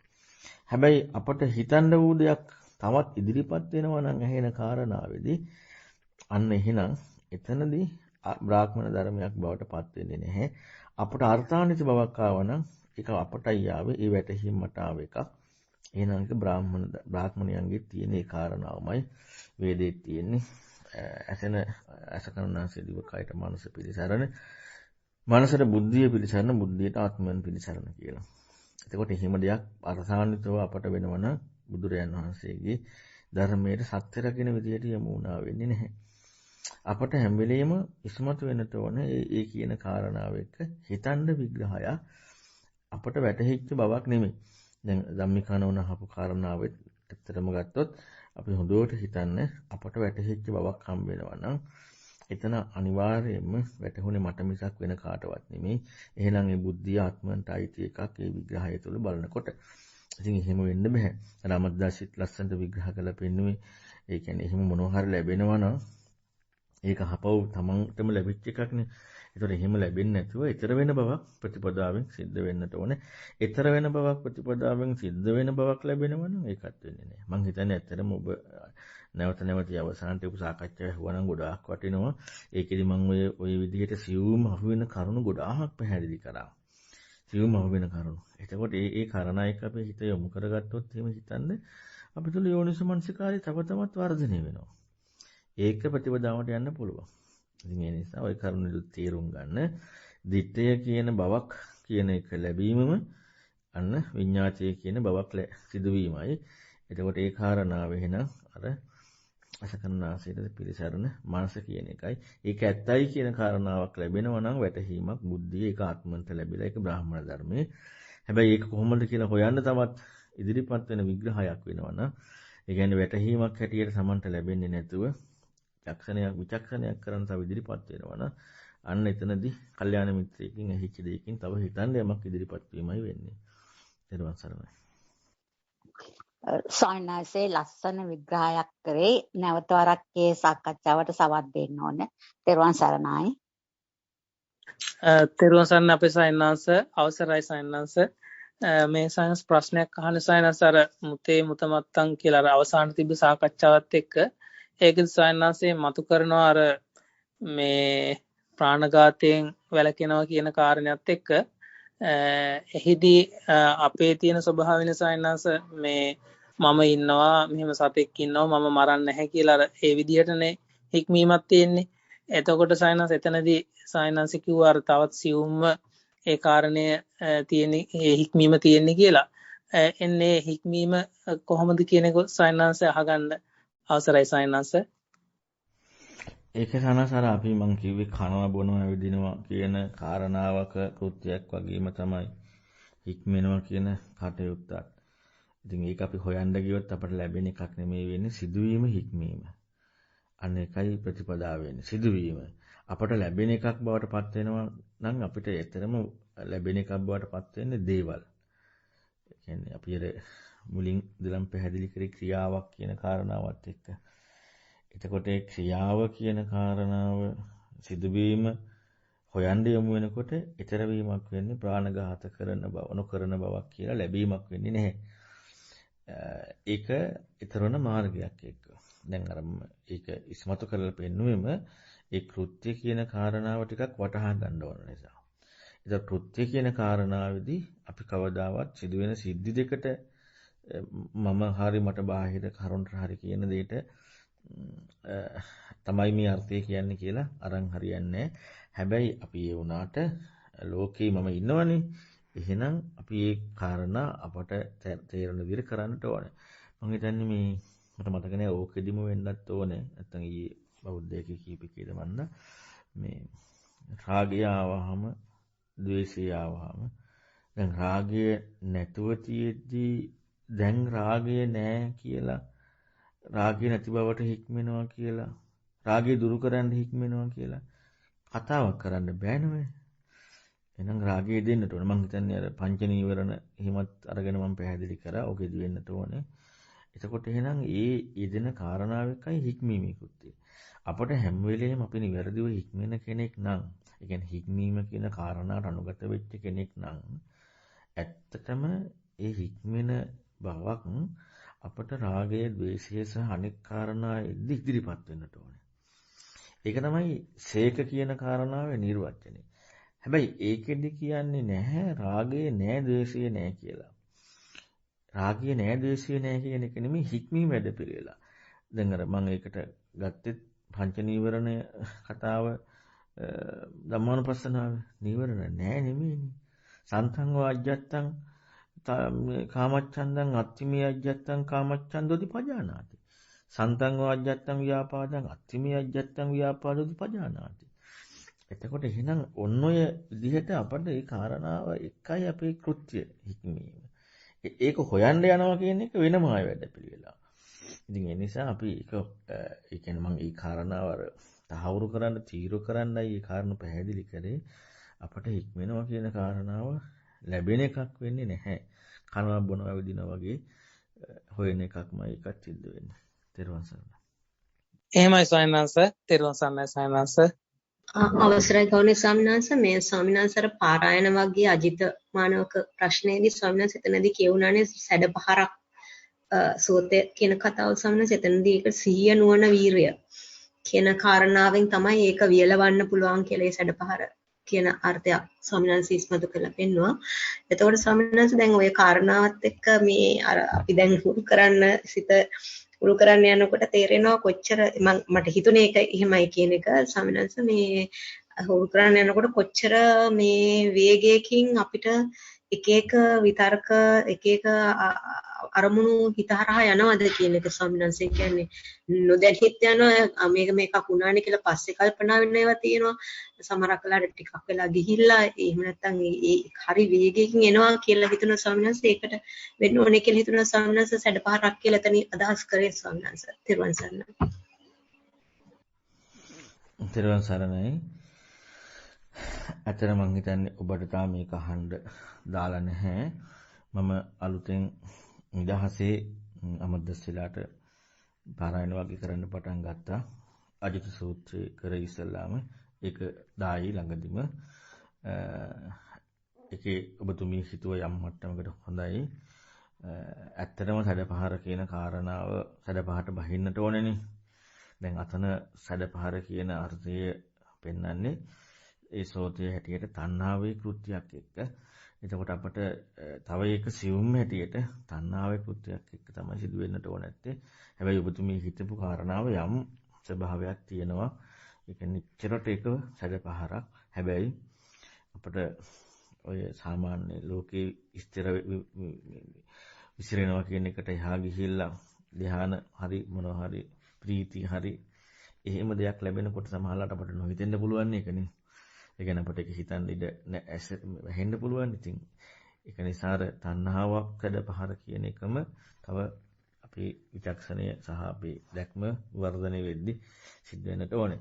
ඉතින් මේ අජිත සූත්‍රයේදී පුදුම ලස්සනක් ඒ විග්‍රහ ටික ඒ කියන්නේ ඒක හරිය නිදහසේ නිදහස් මනසකින් ඒ දේශනාව දිහා බලන්නට ඕනේ. ඉතින් ඒ නිසා තමයි මම අර කිසිම බැඳීමක් සහ කිසිම මේ ප්‍රශ්නයකින් තොරව කතා කරන්න ඕන නිසා තමයි ඒකේ ලස්සන අර්ථ ඉස්මතු කරන්න ඕන නිසා තමයි ආරණ්‍යදී මම අමද්දස්සලාට විතරක් ඒක කරන්න අදහස් කරේ. ඉතින් ඔබට ඒක පස්සේ අහන්න අවස්ථාව සැලසී. ඊට සරණයි. අවසරයි ස්වාමීන් එතනදී මේ මට තව ඒක කාරණා ස්වාමීන් ඒ විතර්කවල එන ස්වභාවය විතර නේ ස්වාමීන් හැම විතර්කයකම ස්වාමීන් අපි ඒ සිහිය නුවණ යොදාගෙන ඒක මර්ධනය කරන්නේ නැත්නම් ඒක බලක්වන්න උත්සාහ කරේ නැත්නම් ඒ හැම අවස්ථාවකදීම ස්වාමීන් අපි අර දැන් ස්වාමීන් මතක් කරපු විදිහට එතනට ඇලීම බැඳීම läග ගැනීමක් ඒ හැම කාරණාවක් එක්කම ජීවිතේ සිදු වෙනවා නේද ස්වාමීන් වහන්සේ. එතන ඒ ප්‍රකට වුනේ. මේ එහෙම එකක් තමයි අදහසක් ආවේ ස්වාමීන් වහන්සේ. ඔව් ඒක ඇත්ත. ඒ කියන්නේ සම්පූර්ණයෙන් ඒක සිද්ධ වෙනවා. ඉතින් ඒ කියන්නේ ඒකේ läග ගැනීම නැත්නම් ඒ බව ලැබීම යමක් බව ලැබීම ඔන්න ඒ කරුණු සිද්ධ වෙනවා. läග ගැනීම යමක් බව ලැබීම කියන මෙන්න මේ කාරණාව සිද්ධ වෙනවා. ඉතින් ඒක තමයි ඇත්තටම මේ කියන්නේ එහෙම දෙයක් සිද්ධ වෙනවා. හැබැයි දැන් läග ගන්න නැති බවක් හම්බ වෙනවා කියලා આવොත් ඒක läග ගැනීමක්. අපි මේ පැත්තට හිතන්න ඕනේ. විභාවේන බවස්ස නිස්සරණම සබ්බේති අනිසට්ඨා බව බවස්මාති වදාමි කියනවානේ. läග ගන්න නැති බවක් වෙනවා. හිතන්න නැති බවක් වෙනවා. දැන් ඒකත් Tamanටම ආපු එකක් නේ. එහෙම වෙන්නත් බෑ. එතකොට ඒ විදිහට අපි අර මම ඒකයි අර මුලින් කිව්වේ පුදුම තීව්‍ර භාවයක්. ෂාප් බවක් තියෙනට ඕනේ ප්‍රඥාවේ. එතකොට තමයි මේ ප්‍රතිපදාව එන්නේ. ඉතින් ඒ තව ඉදිරියට තම විදිහට අපට ওই කාරණා පිළිබඳව හිතන්න සිද්ධ වෙයි. ත්‍රිවන් සරණයි. ස්වාමීන් වහන්සේට බොහොම පිං. ඒ වගේම මට අනුශාසනා උපදෙස් දුන්න අනිත් පොඩි ගෞරවනීය ස්වාමීන් වහන්සේලාටත් බොහොම පිං. ත්‍රිවන් සරණයි. ත්‍රිවන් සරණයි අපේ ගෞරවනීය ස්වාමීන් වහන්සේ. එතකොට ස්වාමීන් වහන්සේ එතෙන්දී මට මේ ආපු අවසානයේ මට දැනුන දේ තමයි එහෙමනම් මෙතන යම් ස්වභාවයක් මට දැනුණා මේ මෙතන මේ විවහාරය කිරීම කියන එකේ ගන්න බැරි ස්වභාවයක්. එතකොට එතෙන්දී මට ආපු දේ තමයි සම්මත. එතකොට මට ලැබීමක් වුණා මෙතන යමක් නැති කියන යමක් අපිට ගනුදෙනු කරන්න බැරි ස්වභාවයක් වගේ දෙයක්. එතකොට ඒකත් මට ලැබුණු නිසා සම්මත එතෙන්දී සම්මතගේ දේශනා අසන මින් සිටිය නිසා එතෙන්දී තමයි එහෙනම් මේක මට දැනීමක් විඥානේ මම මෙතන පිහිටලා ඉන්නවා නේද මෙතන දැනීමක්. ඉන් එහාට සම්මත මට යන්න විදියක් නැහැ. ඒ කියන්නේ මට හිතන්න පැති ඉවර වුණේ නැහැ. මම හින්දා බොහොම ගෞරවයෙන් ඔබ වහන්සේකින් උපදේශක් බලාපොරොත්තු වෙනවා මේ සිද්ධ වුණු දේ ගැන මින් ඉදිරියට කරගෙන යන්න. ත්‍රිවන් සරණයි සම්පූර්ණ. ත්‍රිවන් සරණයි. ඇත්තටම අපට එකපාරටම එහෙම සිද්ධ වෙනවා නම් මේ ලෝකේ මේ බාහ්‍ය වගේ අය වෙන්නට ඕනනේ. ඉතින් ඒ නිසා අපි ක්‍රමානුකූලව අපුවෙවි තමයි යන්නේ. ඒ නිසා තමයි ඒ කාරණා පිළිබඳව කල්යාණ මිත්‍රයන්ගෙන් නැවත නැවත අහන්න ඕන කාරණාවක් ඉස්මතු වෙන්නට ඕන නැත්තේ. ඉතින් ඒ නිසා එතනදී අපට දැන් එහෙම හිතුනේ නැහැ කියන කාරණාව එක්ක පසුතැවීමක් නෙමෙයි ඇති වෙන්නට ඕන නැත්තේ. තව හිතන දෙයක් ඉස්මතු කරගන්න තියෙනවා කියන කාරණාව ඇහෙද්දි ආයෙ හිතන්නට ඕන. ඊළඟට ආයෙ හම්බ වෙයි. ආයෙ අහුවෙයි මොකක් හරි. ඒක තමයි ස්වභාවය. මොකද මේක මේ අර ප්‍රහාරාද සූත්‍රයේ තියෙන්නේ මුලම විමුක්තිය නෙමෙයි තියෙන්නේ කියලා ක්‍රමානුකූල වැඩ පිළිලක් තියෙන්නේ කියලා. ඒ කියන්නේ විමුක්තිය මාර්ගයට යනකොට එතකොට එහෙනම් මේ ලෝකේ තුලදී පවා අපේ විචක්ෂණය කරන්න යන වැඩ පිළිවෙලදී ක්‍රමානුකූල දියුණුවක්. හැබැයි ක්‍රමානුකූල දියුණුවක් කියනවා කියන සැනදී අපි අපට ඕනෑකමක් ඉදිරියට තව තවත් බාහිරට යොමු වෙන්න ඕනකම ඉදිරියට තව තවත් එන්නට ඕනේ. ඕක තමයි ඒක. මටම වැටහීමක් එනවා නම් ඒක මං අහුවෙලා ඉන්නේ දැන් අහුවෙච්ච එක වැරදි මේකයි කියලා. එතකොට ආයෙත් මගෙම වැටහීමක් වෙනවනේ ඒක. අපිට හැම වෙලෙම බාහිරට යොමු වෙන බවක් ඕනේ. ඒ බාහිරට යොමු වෙන බවක් එක තමයි ප්‍රතිපදාව තියෙන්නේ. ඉතින් අපි ඒ නිසා ක්‍රමානුකූලව මේ වැඩ පිළිවෙලට යොමු වෙන්න පුළුවන්. අපි ඒ හිතන ගතිය සහ බාහිරට යොමු වෙන බවක් ජීවිතයේ හැම වෙලෙම ඉස්මතු වෙන එක. ඕක තමයි ප්‍රධානම කරුණ. අපිට ගොඩාක් වෙලාවට ඕක අමතක වෙනවා. අපි අපටම වටහා ගන්න අවශ්‍යතාවයක් වෙනවා. අපි අපටම වටහා ගන්න අවශ්‍යතාවයක් වෙනකොට ඒ කාරණාව තුළම සක්කාය තහවුරු වෙනවනේ. අපට හැම වෙලෙම අපි හිතන කාරණාව ඔස්සේ කියන්නේ ඥානයක් වුණොත් ඒ ඥානෙ මට ලැබීමක් නෙමෙයි කොහොමවත්.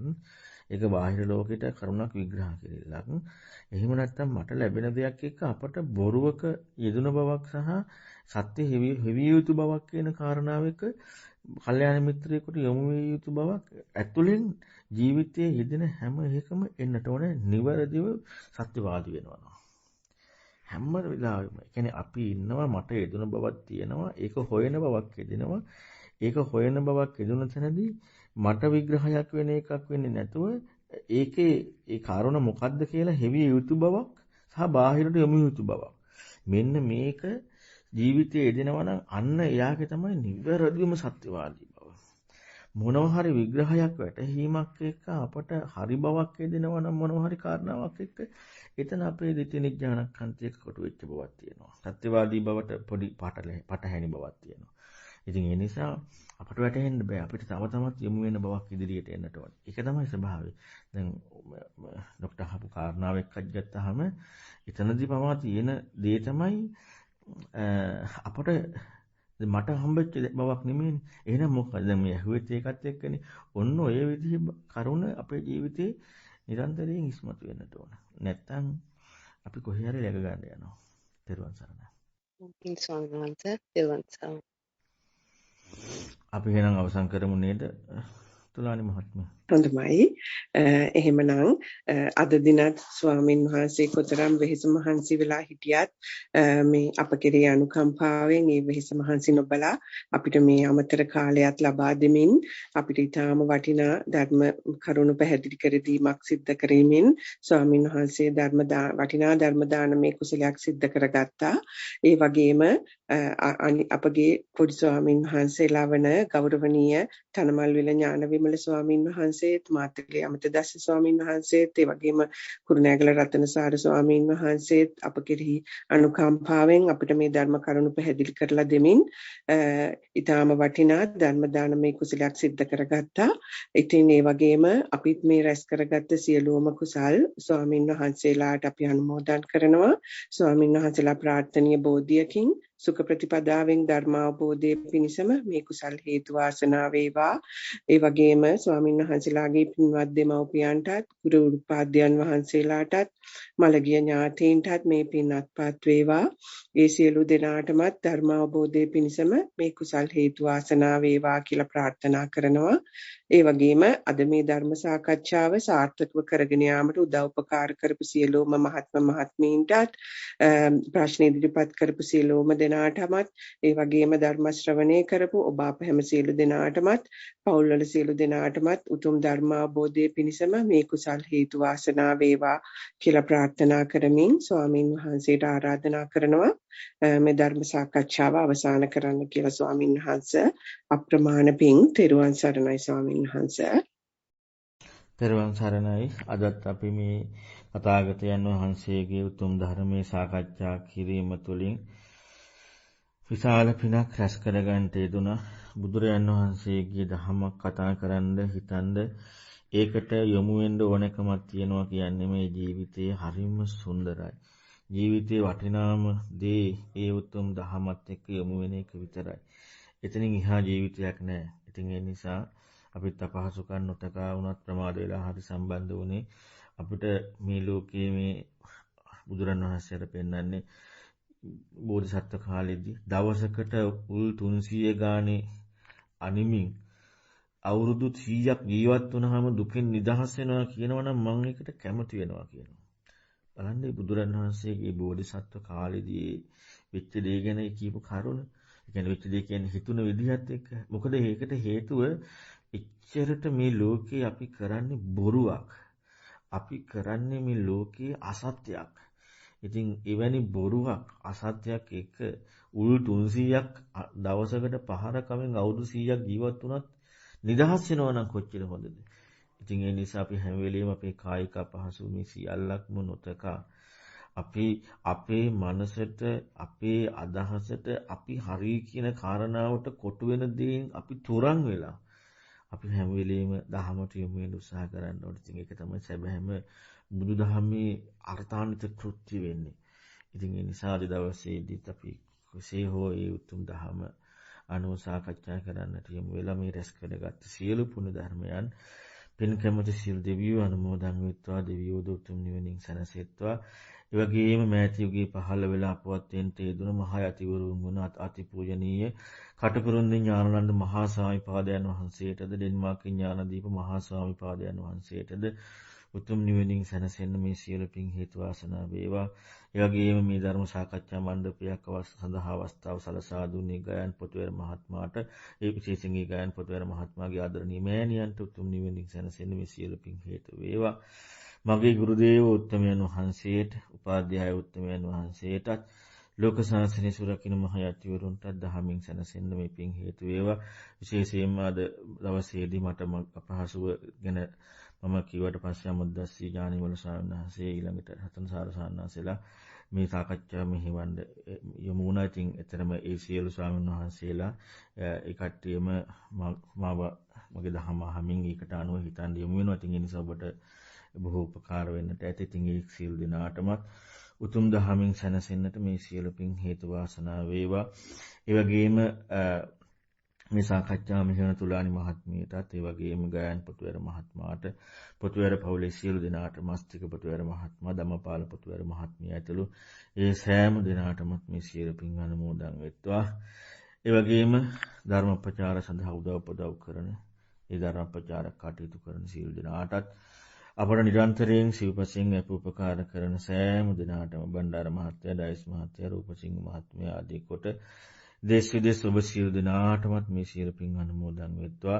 ඒ වගේම විශේෂයෙන්ම ධර්ම ශ්‍රවණය කළ ඔබ සැමටත් ඒ වගේම ඊයේ දිනේට මගේ මෑණියන්ගේ 63 වෙනි උපන්දිනය දිනවා. ඉතින් මගේ මෑණියන්ටත් නිදුක් නිරෝගී සුව භාවයේ চিරාත් කාලයක් ජීවත් වෙන්නට උතුම් දහමින් සැනසෙන්නත් ඔබ සෑම දෙනාටමත් උතුම් දහමින් සැනසෙන්නට මේ සියලු පුණ්‍ය ධර්මයන් හේතු වාසනා වේවා. සියලු දෙනාටම තෙරුවන් සරණයි.